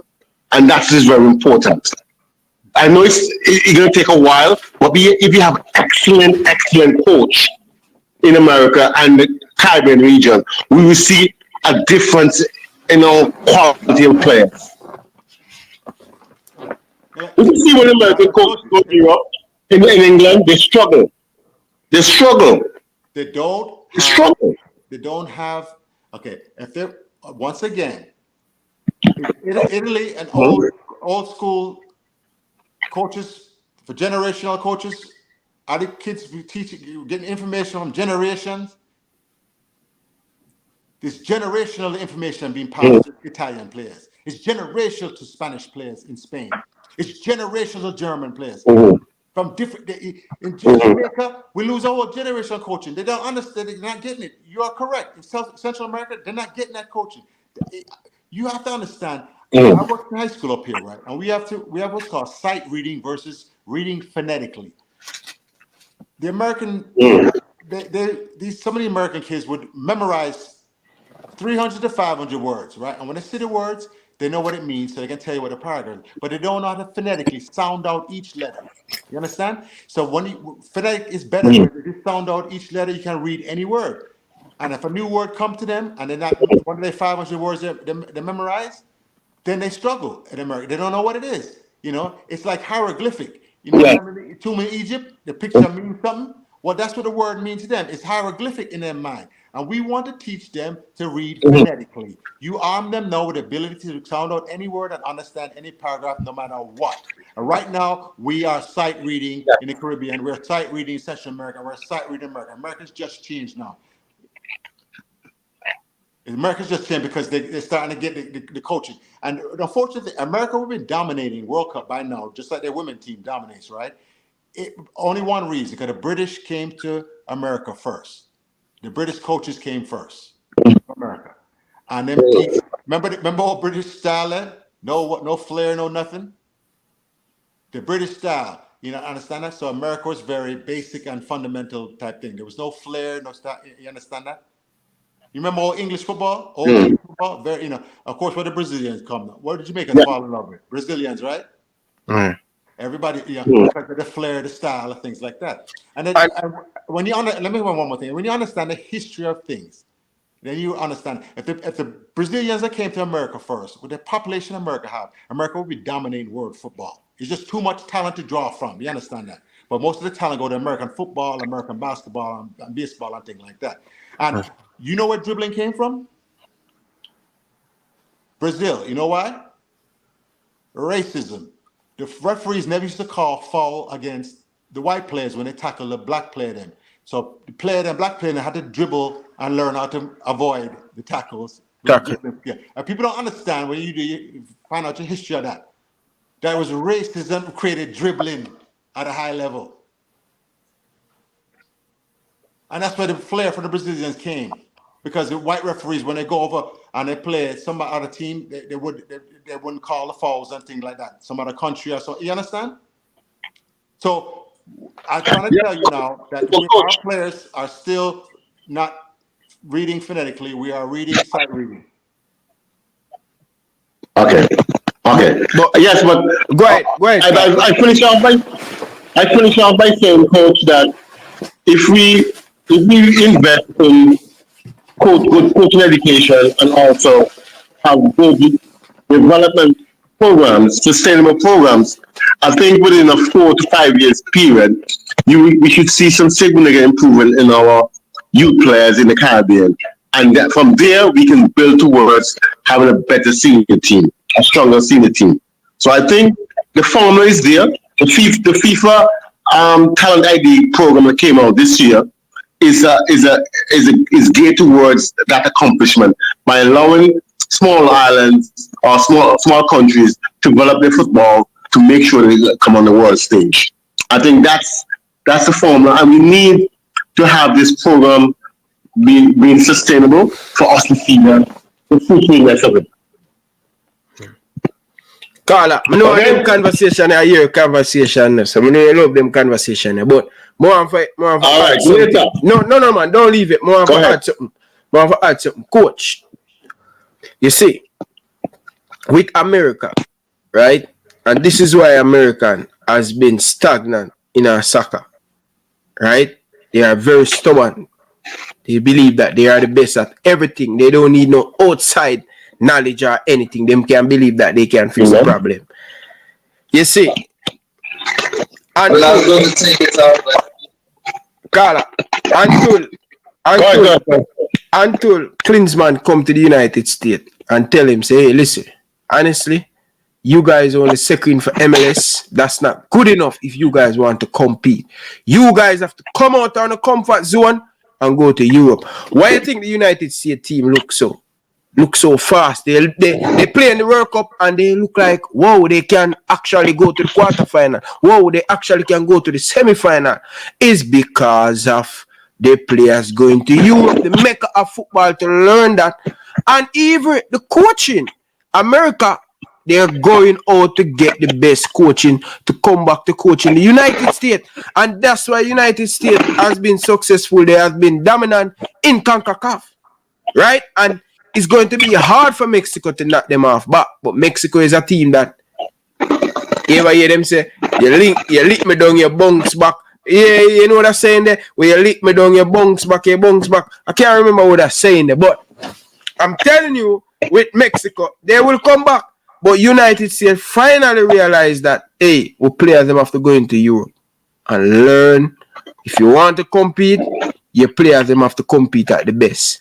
Understand? And America just start to drop them guard a little bit. They just start to gap them guard and giving coach outside America to come in and help. Because American have this whole system that where the college coach and come on, man, the football not growing, man.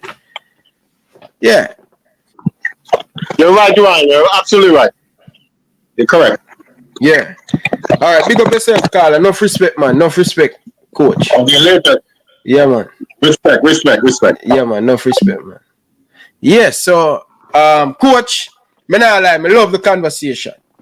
Yes. I am a student of the game. I play the game, and I want to learn more.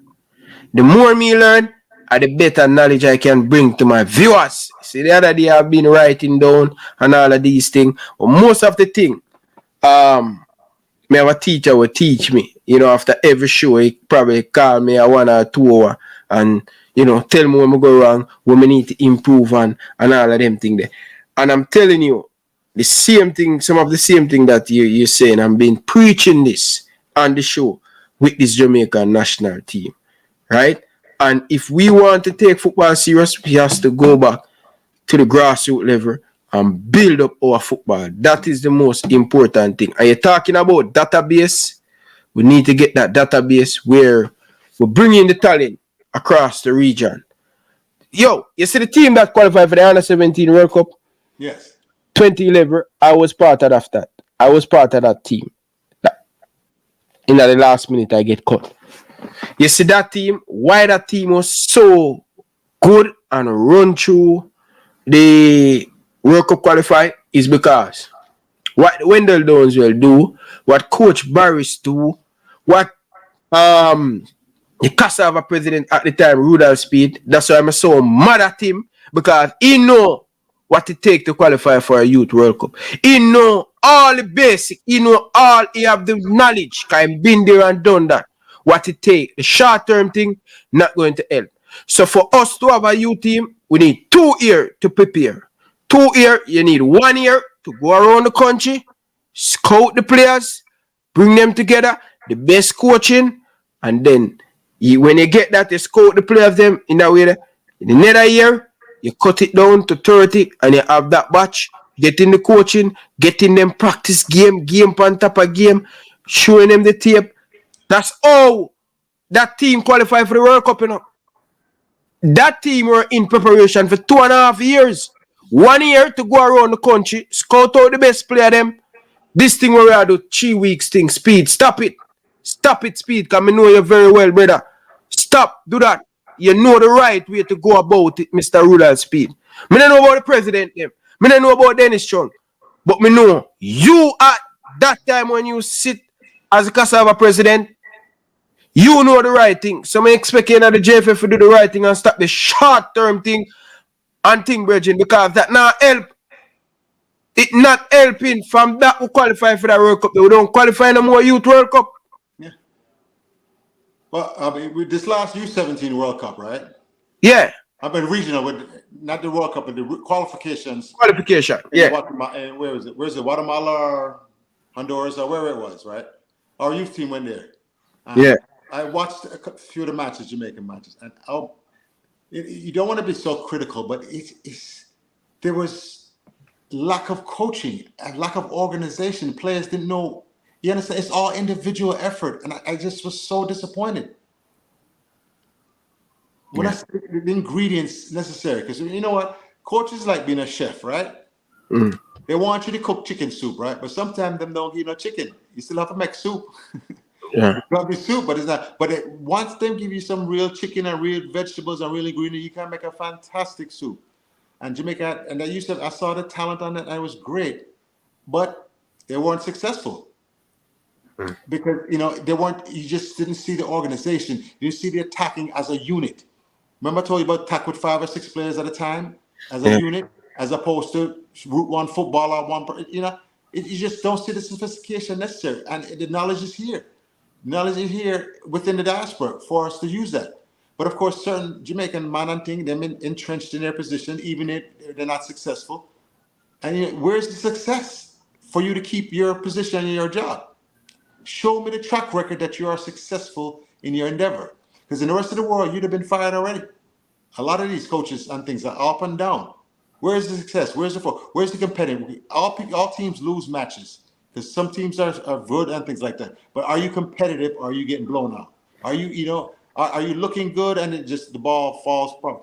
Because it's a very strange game. You can have 20 chances to score and miss all of them, and the ball lick off one of the defender going back at the net, and you lose 1-0. And the other team advance and you're going home. So it's not always the better team win, but the better and more prepared team is normally more successful. So I'm here challenging the Jamaican Federation. Are you using the best talent as far as coaching available? And like I said, I don't want nobody job. I want the younger play them. I will start to build. We'll help all the way up. Who needs whatever. Once we have this clinic, and I want to show some of the tactics and techniques, you're gonna be like, Ryan, you're gonna be. I promise you, you're gonna be. Oh wow. When after record the session, I will get somebody down on the ground and showing it live on YouTube and thing. But this is a great question, and I want you to think about this question, right? I want you to get pen and paper if you have it. But I have a idea to answer this question. But before we answer to this question, think about it, and I'm going to give myself time to think about it. I have another coach on the line. Coach, good evening. Welcome to the show, live and here with Ryan LFC. And coach. Good evening, brother Ryan. How are you? I'm doing good, man. How are you? Yeah, man, my respect. My training had to cut short because of the weather. And I came in and I said, let me catch a little of the show because I've been listening to it. Oh. I'm here, man. I'm here. Yeah. Good stuff. I have a coach. I've coached on the panel with me too, so I hope you don't forget that. No, man, I won't forget that. Is that Coach D? That's the same coach you were talking to from the States? Yes. Yes. I would love to really link up that gentleman too. Okay. Yeah. I will make it happen because we're not, keeping the information and the knowledge. Yes. To ourselves. Yes, right. So go ahead. What you want to talk about? Well, Coach, I just want to mention and piggyback on what Coach D spoke about, going to Jamaica, wanting to get into the soccer fraternity, and is just growing up in a brick wall like myself. Because I went down there a couple months ago to my sister's funeral, unfortunately, and I took my resume up there and I gave it to Mr. Raymond Anderson. Mr. Raymond. And until now, I haven't received. And this is not the first time I send my resume to JFS. So like Coach D, my license span between Canada and the United States. And I'm now coaching developmental football in Canada, OPDL, the highest level that youths play in Ontario. But my desire is to go and assist to develop football in Jamaica just like Coach D. So I have a National B license for Canada, and I have a National B for the United States and a National C for the United States. And all we're asking, Ryan, is for them to just give us a chance. That's all we're asking. But you know that the administration, when I speak about coaches in the diaspora, right? They say they don't have any money to pay the coach in the diaspora. Or you want the job free, or you want to help free, because that's another thing. They ball, but they don't have any money. There's nothing for free in this world. I heard Coach D say we'll do it for free. But there's nothing for free in this world. But we don't want them to break the bank. You know, Ryan, you're going down there. We don't want them to break the bank. We don't want them to break the bank to pay us. Because they're paying coaches, and whenever time they're ready, they will hire a coach from abroad and they pay them X amount. But put that aside. Because we have connection down there. We have place to stay. We don't want them to put us up in hotels. When I hear you discuss a lot of things, where the monetary concerns are, I've heard you reveal things on your show, and I just scratch my head. because you're good at finding out information. I don't know where you're getting your information from, but you're very skilled at it. You know what I mean? But as Coach D said, we'll talk a little football other than going to all this negative part. I just want to mention that aspect of it, that Coach D, I feel your pain and I understand exactly where you're coming from. And those brick walls that they have against coaches who want to come in and assist to bring new ideas into the country, because we know where the problem lies. So when I hear a little from Coach D, what he has to say about what I just said.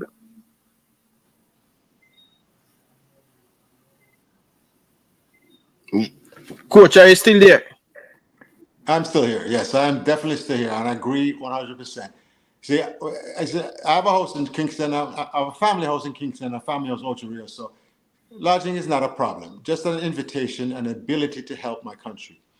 Like I said, Jamaicans throughout the diaspora, it should be our duty to help Jamaica any way we can, financially, with our talents, our skills, things like that. And because when I'm in America, right, and my Jewish friends, right, everything there's just something on the news about Israel.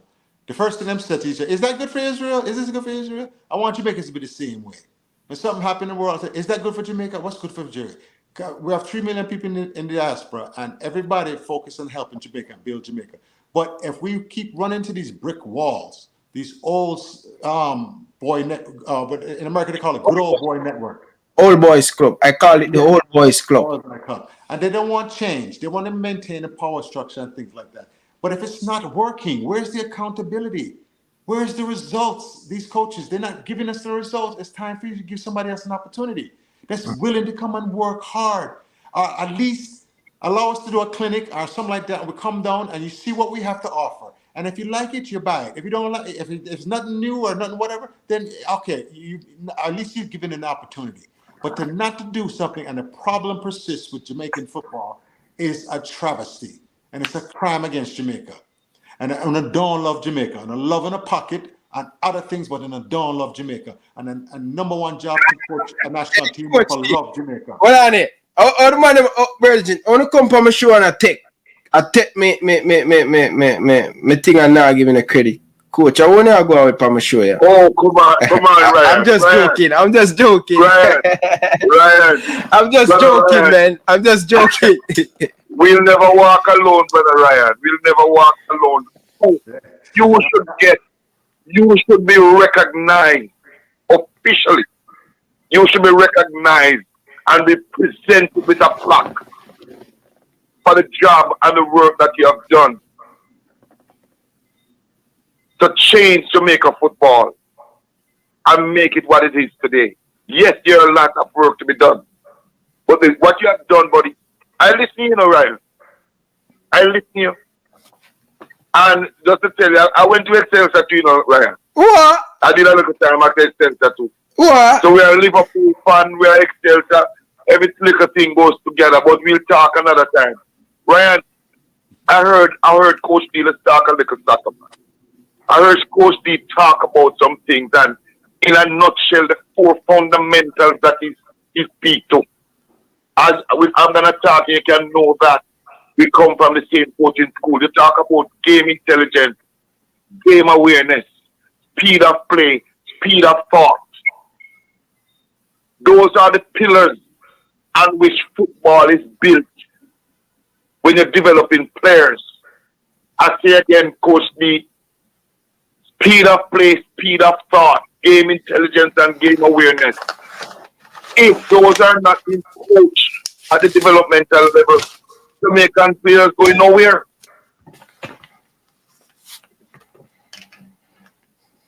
Help me out with that one, Coach D. Yes, if you expect something, different results, you have to do things differently.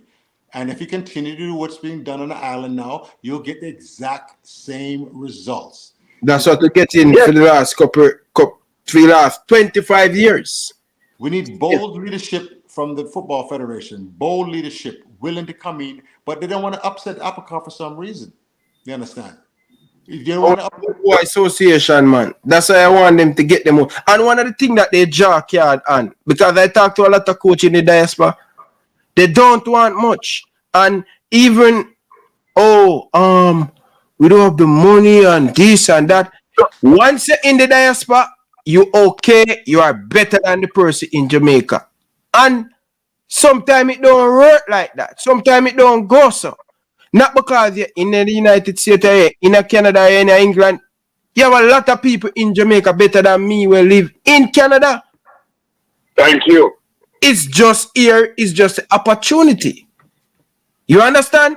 But this is the mindset. This is the mindset where our leaders in the football, they bring in a matches box, where they're not thinking outside of the matches box. Oh, I have to talk about our coaches in Jamaica. We have to give them the opportunity. Yeah, you have been giving them the opportunity for the last 25 years, and what they do. And coaching the diaspora, we have the knowledge. You have past players that have the IQ, not all of them, but at least find the one them who is doing fantastic job. Richard Edwards, development coach in Canada here. Everybody look past him. We in Jamaica, we only wait till somebody in Canada to give Ryan LFC a statue. Then we accept him in Jamaica and talk about, look at Ryan LFC, look at Usain Bolt, get a statue in the United States and Canada. No, our leaders, them is to react. They're not on the front foot. And that's why I call for them. Nobody can tell me nothing. Them not ready yet for lead our football. Them not ready yet. Coach Ryan, Brother Ryan. Brother Ryan, you hearing me? Yes, man. Go ahead. Do you know from when I just want to tell you, I did my national B in the States from 2014. 2014? From 2014, Brother Ryan. And I've been trying to get in touch with the JFF from ever since, Brother Ryan. Brother Ryan, you want to tell me that they can't even play our phone playing fair to come down? That's all we need. I don't know about coach, but you want to tell me that even our playing fair, they couldn't even play for us to come down and run some session? You want to give them everything free and then put the money in the matches box. They want everything free. They want to get everything free. They have to pay nothing, and they will be fine. They will be good. Now, you know, let me say something. When I go to Jamaica, I'll eat pure cane and mango and drink and think water. You see, my mother used to say, mango season, you turn your pot down. No, man, it's bad, Ryan. It's bad, man. It's bad because the thing is, Ryan, I don't know if how many coaches I'm gonna ask you to do something for us, Brother Ryan. Yeah. Including myself and Coach B. Have a roster of how many coaches you know in the diaspora and read out the name and one of your program. Yeah. Read out the names of how many of us from England, France, wherever we are, who are willing to come home and assist. Which team could beat us, Brian? True. Huh? Yeah, one of the things I want to do, right, is to get the best minds together, come together and create a program. You know, I don't have all the answers and other coaches don't, but together we'll come up with the best answers and best way forward to implement a program that benefits the youth of the island. And obviously, because one thing about JF they don't understand, if this is America, right, they would have went private already. Somebody would have get some donor to privatize the thing and say Nike give us Nike or Adidas or anybody give us a grant, right? And we'll come there, we'll run our own camps, independent of JFF. As long as you have the financing and money, you take the control out of their power. This is a way for them to keep in their control. Eventually they will lose control. That's what the academy them is doing now. Most of the academy they get in Scotiabank, NCB, KFC, and they start to fight the academy. Oh, we're going to, if you don't register with us and if you don't have this acquirement, reaches acquirement, no, you're going to get banned, you're going to get pushed out. Just all because of the money is affecting them. It's not going into freedom pocket. And we need more of that. And that's why I'm calling for more people in the diaspora to go down and open up academy and the development still can go on. Now have to go through them. Yeah, most things in the world, people are motivated by money or power. Either you lose the power to control.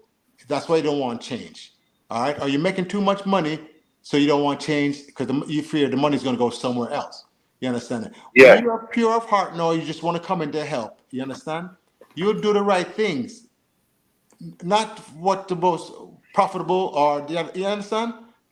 Or will keep you in office or keep you in power. What's best for the kids? What's best for the development of football in Jamaica and things like that? And with that mindset, good things will happen. But with the bad mind of money and being greedy and selfish and power hungry, it's gonna be the status quo, and we're not gonna improve. And everybody gonna complain, how come Jamaican locals not in the national team? Yeah. Coach D, the plan that you mentioned here just now sounds very, very interesting. Ryan, you also have a point that we can explore. And, it's just, as I said, for us to come together with our mind. We don't have to fly because technology, we can meet, do our Zoom meetings and stuff like that and have a conversation. Yeah. And, have a plan, come up with a plan, as I said, Coach D. I really like that direction that you just mentioned a while ago. Well, and there's a saying up here in America, right? If you fail to plan on failing, whatever you do. If you fail to plan on failing. And right now, it seems like the federations in Jamaica don't have no plan. What is your plan to fix your youth system? So you're going to continue to fail because there's no plan. That's unacceptable. Another thing I want to share another one with you, Brother Ryan and Coach D. Even my son, when my son was 21, when the Fox was down there, what I call the Fox, Brother Ryan? The Fox. The Fox, the coach, the German coach. I name him the Fox. Oh, Winford Schaefer. Yeah, man, brilliant coach, man. I contacted them when my son was under 21. My son ripe, Brian. Ripe. And I went down there, paid my fare and went down there. They don't even grant my audience, Ryan. Yeah? That's why he was at Rice University. Listen, man. I'm not. When I hear you talk about the belt buckle, there's no time I hear you pull out the belt buckle when I want you to pull off the belt buckle off anybody, Believe me. Because the fraternity, a man is gonna work in the fraternity for 30 years on and more. And it's the same thing.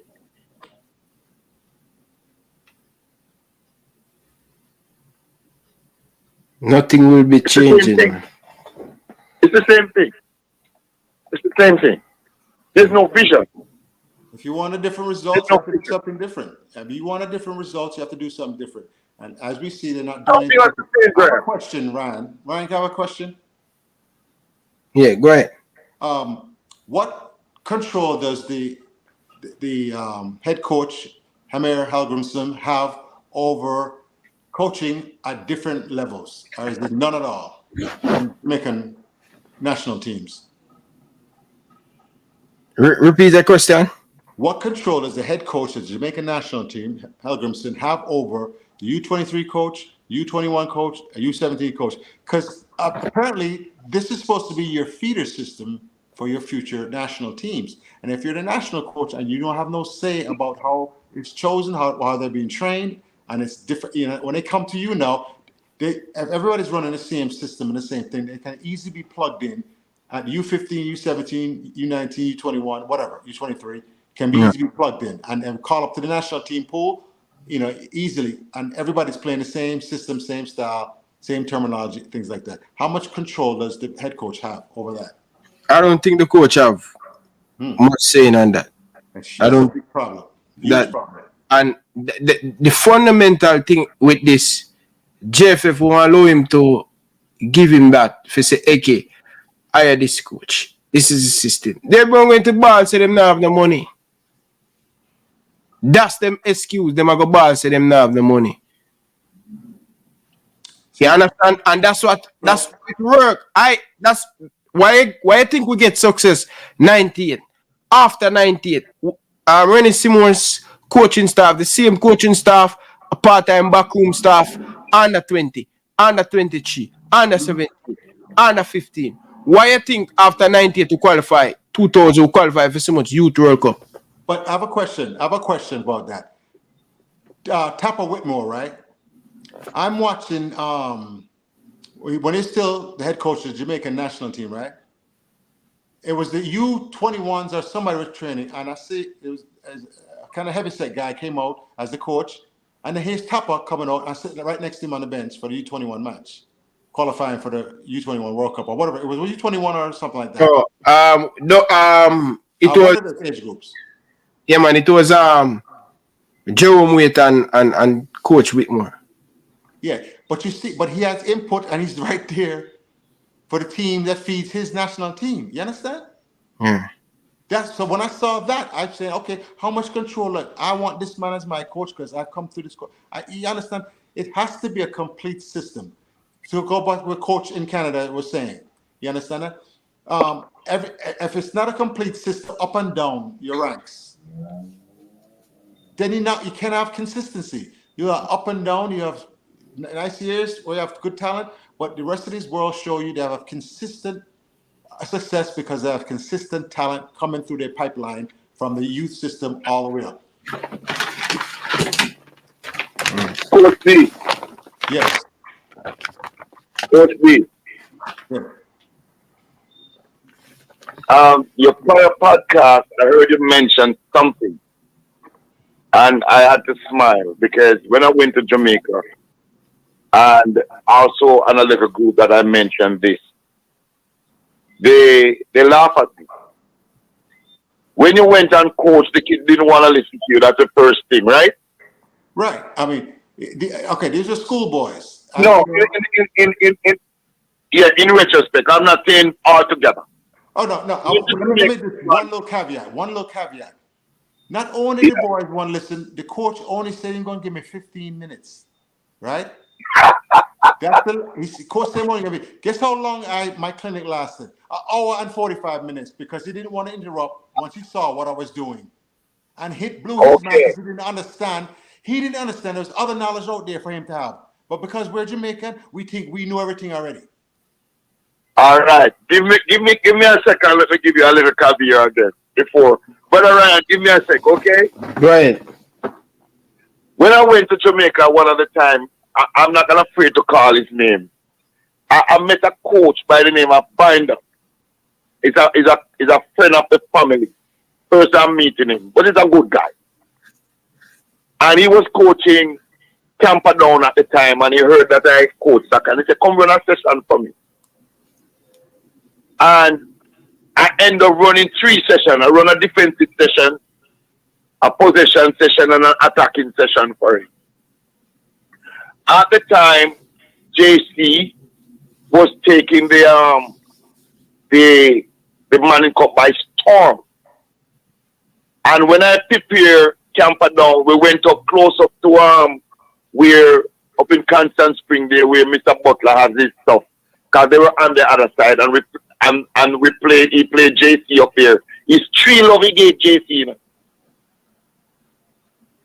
I called Binder and asked him. After I prepare Camperdown, 1 session, 3 sessions I run for him.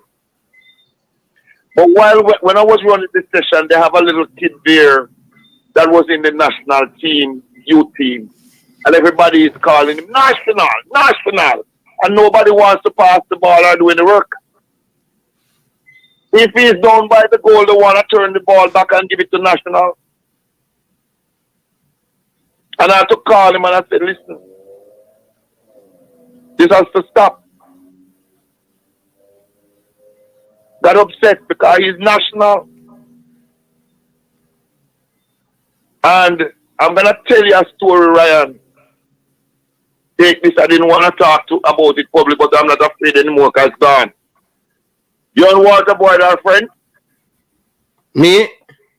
Yeah. No, I never. I only speak to Walter one time when I was playing at Excelsior High School. I don't really know much All about right. I want to meet the man because I want to tell him a story of what happened to him that he doesn't know. I had to use this story to tell the kids about Walter Boyd when Walter Boyd came to Canada for them to start listening to me and behave themselves. When Walter Boyd came to Canada to play in a triangular match with Trinidad, Canada, and Jamaica, Carl Brown was the coach. Walter Boyd was supposed to be the first Jamaican to go to France, you know. I'm telling you this. When I went to the training to watch Carl Brown training downtown Toronto, I'm cutting it short. I was sitting in the stadium and there was this like a white man sitting in the stadium with a book. Carl Brown was running his training. You know that you only get an hour on the field to do your training to go play tomorrow. And I can tell you, I don't know if Walter Boyd still have this chain. Walter Boyd used to wear a rope chain. And the rope chain burst. And Walter Boyd was sitting under the dugout fixing the chain right through the session that Carl Brown was running. Listen to me now. And when the training was about to finish, Walter Boyd, the chain was fixed and Walter Boyd get up and walk very slowly onto the field. And the first thing he did was draw his shot down to the side of his rump. And I was in the stadium sitting beside this white man with the book. And he turned to me and said, "Where is Walter Boyd?" And I pointed to him and said, "There he is." And the man closed the book. Ryan, you hear what I said? Yeah. The man closed the book. You know what the man told me? It's France the man come from to carry Walter Boyd to France. Walter Boyd would have been the first person. So I'm just showing you that these guys, if they're not trained and developed properly, they can stop the gap of kids coming in, stop the opportunity. And when you see him, ask him about it if you think a lie I'm telling. So what?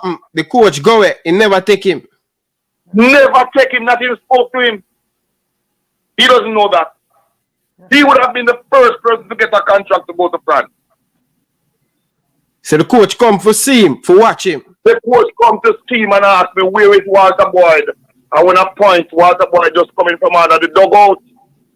Ryan, while Carl Brown running the training, Walter Boyd was under the dugout fixing a chain.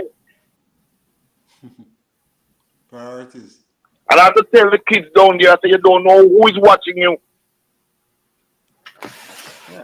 Ryan, a similar story I told you about the 17-year-old Jamaican that came up for the UPSL finals that we played in, and he came with one of them pant leg and roll up and then sagging, and batty out the door, and the scout, everybody in the stands looking and coming late. Right then and there, all these players. One of the things I tell them is I have to teach a lot of them how to be professional. Not only how to be a professional football player, how to conduct yourself as a professional by coming early, by dressing appropriately, talking and going up and shaking everybody's hand because you don't know who the man is. Thank you, sir. You understand? You don't know who the man, one of the decision maker, the big scout from Europe. You don't know who's that. And you looking at them in the eye, shake them hand firmly and say, "Yes, sir," "No, sir." And then, and then get in there. And then when you're doing you're playing or your drill or whatever, you're the first one to finish. You're the first one. You run up to coach call you and you sprint up to him. And all these things that they're watching. Oh, that's a coachable young man. So it's what coach just said, it really struck me because I've actually experienced that too many times. They would rather impress them friend and company in the stands than the scout that can pay them millions of dollars. Yeah. But gentlemen, me not lie. Yes, sir. It come to the end of the show. If you notice, coach, I was packing I'm going to do some lower body training tomorrow at the gym. I need to go get some rest and thing. Jesus. You're not ready. So I'm just getting my ball and my thing to line up my thing. I do straight upper body, so I just need to do the technical stuff with the ball and still have it, I'll do my old boy, but I still have it. Still keep touch. I love it, said we, you know what I mean? So we want to get down, put 2 shots on you, and see what you have in the right. No, man, me fit, man. The other day, I go to Devonport a team and I ball my ball for me come play. I say, no money, Bridget. No money for play. Really? We don't play free football anymore, brother. You know what I mean? But, yes, gentlemen. But, gentlemen, it's important for me to go to sleep and get the rest to come back again. No. I appreciate it, man. I appreciate it. And listen to me. Before you close, Ryan, keep on doing what you're doing, man. Yeah. Keep on doing what you're doing. Yeah, man. Really appreciate it, man, coach. Nothing but love and respect. But, coach, the 2 hours before we leave, I have a super chat and I want you guys to give you guys your answer. Why is only few nations win the World Cup? So, I'm going to ask you first, coach. What is it where a lot of countries not doing, that's why they're not winning the World Cup? Well, if you look across the whole sports spectrum and you see in the USA basketball, the same few teams every year challenging for the basketball championship, or the same team NFL challenge for English Premier League. It's same. You understand? These teams, it's a formula. It encompasses everything. The owner of the club, the management. You understand that? Executive, the way the training staff, medical staff. Then it come down to the coaching staff and his staff, and then the players, and then the scouting and everything, and the support they have and the finances they have. Once you get that formula right and you know how to scout and who to spend money on and things like that, and where to spend money and things like that, you create that formula that keeps you successful for longer periods of time. And I've told you, some of these countries have been doing this for so many decades, even 100 years. They understand what it takes to win football. They understand the mindset that their players have to have. You as a Liverpool fan know, right? It's a simple, when you're more successful, is it a mindset? Yeah, mindset. Permeates the entire organization. Everything. Infrastructure. Because so you want my answer, Ryan? Yeah, my coach finish up and then you get here. So going back to what coach was saying about the player, looking for him cheating and putting him cheating together, and the one I saw you about rather, impress people, they don't pick players like that. Even though that's a talented player, they make the other club pick that player. Yeah. And when he's got a locker room destroyer and a coach killer, in America they call it a coach killer. He would kill the coach, even though he's a good coach, but it makes us a toxic environment that they kill the coach and kill the player. And everybody who the organization now is not doesn't work as hard, is not as successful. Those people find out, they find good people, and you keep good people in a organization. If you had friends, Ryan, and you had 5 good friends, right, and one is turned bad and rob people and do things, you get rid of him, right? You don't want them starting around you. It's the same thing. You have a formula that works. These are the people I want working for me. These are the players I want playing for me. These are the coaches I want coaching for me. This is the president I want running my organization because he's going to make the good decisions. As an owner, I want to make them. And those are the clubs that are successful because they have the formula. Wow, what a night. People, I would love to get back these coach on the show. Information gallo people and thing. But next thing I always talk about, whenever this brother is coming into the chat, him to bring Paul Boger, Nani of the Maroon, Sham Shark, Eddie Siago. It's just a whole heap. The federation that do the right things are the one winning the World Cup and not the one that thief in the money. I know that not you're going to say, brother. Big up yourself, brother. That's what you know. The federation is going to do the right thing, and if you look at it, the World Cup just stay in the pot. France, Italy, France, Italy, Brazil, Germany. Germany, Argentina, and who again? That's it. You can Spain, you can count and your 10 finger them how many teams win the World Cup. And check it. This is a history for you guys. Check it for the last 30 years. How many English speaking country win the World Cup? How many? When last a English speaking country win the World Cup? You know why? They have the same mindset. The English have the same mindset. They don't willing to change. They don't willing to adapt. You understand? Let's check history. When last an English team won the World Cup. You know why?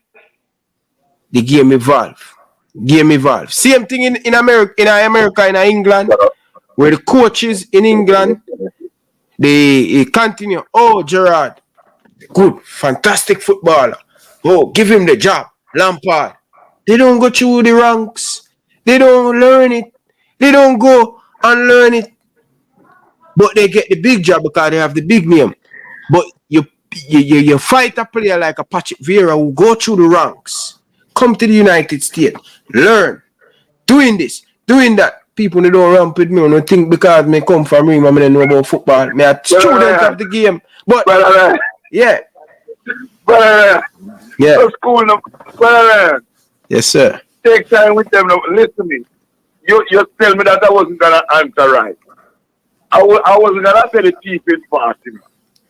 But I was gonna say exactly what you have said. The team that evolves the fastest to adapt to the changes that are occurring and also base their development of the science that is presented to them. Because after every World Cup, the sports sciences goes and find something that is working or did not work. And they adjust their training and the methodology to that. So the teams that are stagnated and don't evolve, they're going to get the same result, Brother Ryan. That's exactly what you said in a nutshell. Yeah. But England is the prime example. Don't want to come out of them comfort zone. Always, an Englishman of the coach team, an Englishman of the coach. Yo, you see, the moment England go and find a proper coach, not from England, remember, goal. Yeah. Goal. Yeah. Them just need something different out of the box. You see me I say?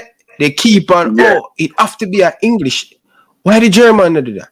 Why the England? Why the Argentina? Brazil. And what you see Brazil going to do now? They always picking a coach from Brazil. What are they going to do? Call Ancelotti. Better him win the World Cup. It's called evolve. Football, every year football evolves. Science, everything coming out. But watch all of these documentaries. Hey, listen, I don't watch show. I don't know what nothing. Sports, NBA, everything. Why you think club love watching the basketball? Yeah? And coach, me realize you coach a lot of different sports. It's when you coach a lot of different sports, the knowledge we have are the same fundamental thing. Nothing no change. Yes. I come from a great school, Liebert Alleman. Big up for the knowledge and coach career. Big up Bertis, Jackie Walters, all I know. I take everything from where them coach and implement it in my way of life. So I come with and find myself. You see me? But anyway, people, tomorrow, 8 o'clock. All right. Eastern Canada gonna play Nigeria now. Yeah. I'm going to hold a sleep. Hopefully I can drop a seat by 10:35. Everything I do on time. Right. Time is important. Bye, man, and respect. Yeah, man. Bye-bye. I'm going to send you coach number and you guys can. Yeah, man. Tell me coach the info, man. Let me hit him up and we have a conversation. Yes, man. I will do that. All right. Thank you, Ryan. As always, thank you. Appreciate your invitation on the show. First class. I appreciate everything. Thank you, sir. So I really appreciate you coming. Really appreciate what I want you to do. I want you to download this video and up this video as a CV. All right? This is a very good. Remember that. Yes. Ryan LFC. Coach D, one love, man. Yeah. One love, man. Take care, all right? Yeah. Yeah, man. All right. Bye. Bye. So, coach, thanks, man. Thanks, Coach Runner. People, it was a wonderful conversation.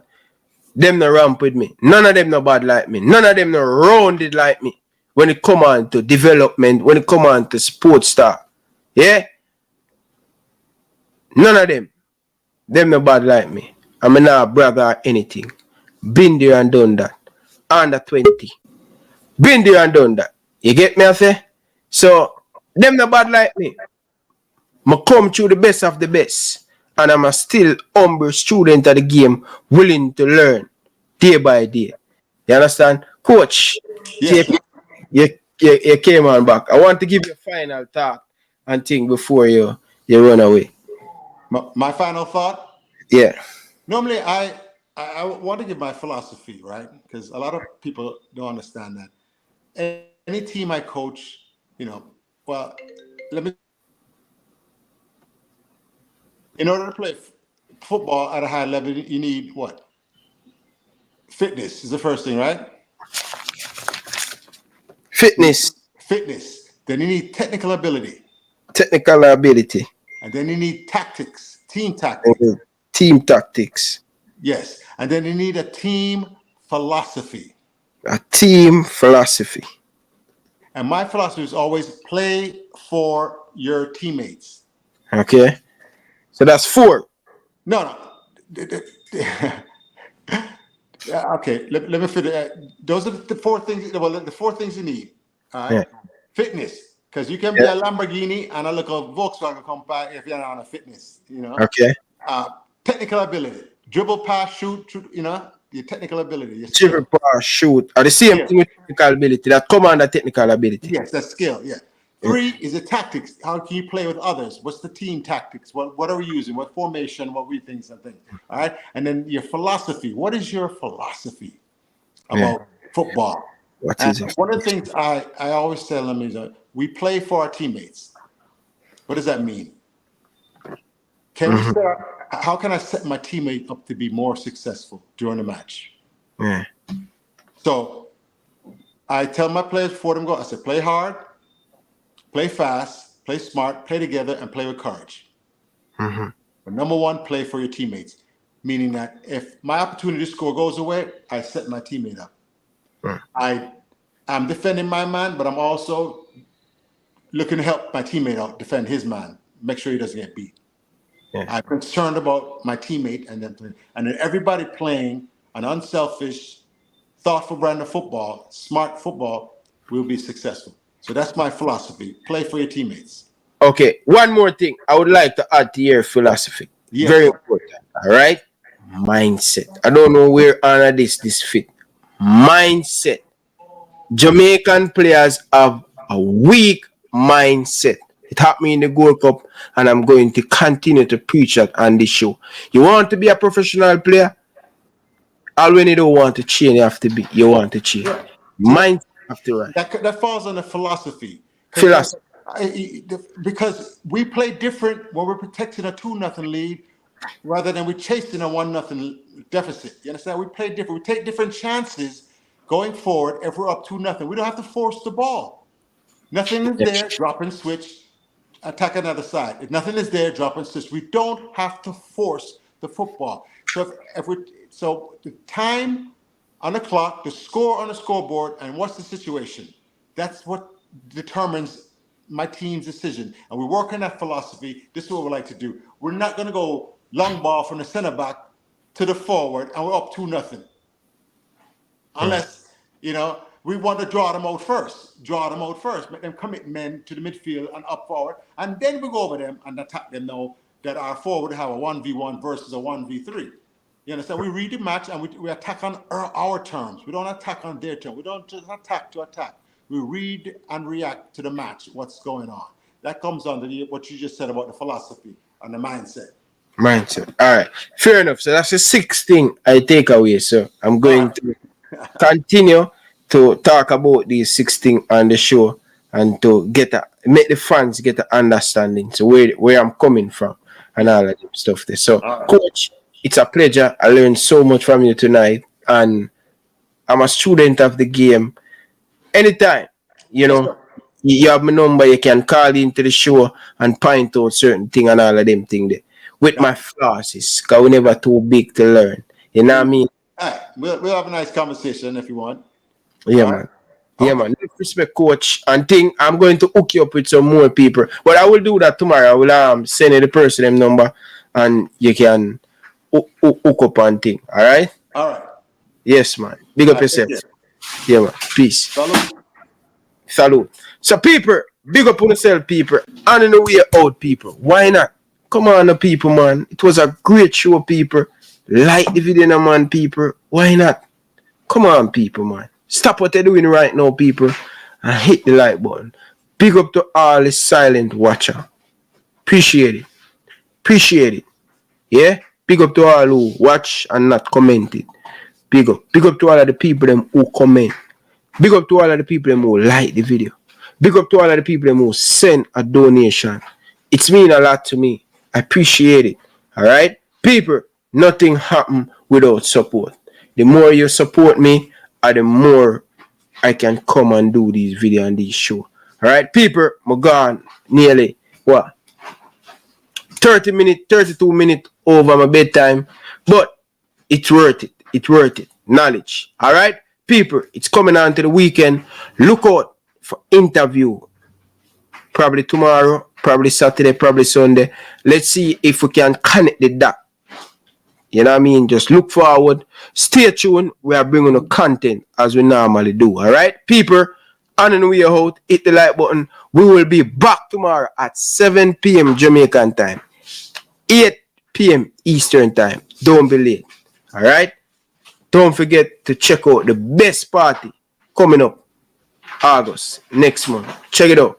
On Independence Weekend, Saturday, August 5, 2023, it's all about Umbrella Evening Brunch Anniversary at Caymanos Golf Club St. Catherine from 2 p.m. to 7 p.m. It's a food-inclusive and VIP mixed drinks-inclusive event. Performances by Diplomat Valiant, Stock Ashley, and the 4th Gen Boss, Donia. Showtime 6 p.m. Music by Chromatic Live, Fire Team, Shabrock Team Wire, and Pablo Black's Movement, powered by Stingray Movement. So get your tickets online now at First in Line JA. No weapons allowed. Must be 18 years or older. Drink responsibly. Get dear viewers and subscribers, one of the best events in the holidays. So don't be late. Caymanas Golf Club, Ryan LFC represent for this party. I want all the people them to roll out. Buy on the ticket early online. Some of the top dancehall artists will be there. So don't be late. Purchase a ticket right now. Yo, so Umbrella Evening Brunch, Caymanas Golf Club, August the 5th. The diplomats, I'm going to do live, I'm going to do live. I enjoy myself, I want everybody forward early. Can I take a big crazy. Caymanas Golf Club, you don't know, big brunch. Yo, Tyreek. My name is Earl Stevens, former international player and reggae boy, and you're watching Elite Sports TV, Ryan LFC. Don't forget to like, share, and subscribe to stay up to date to get the latest content and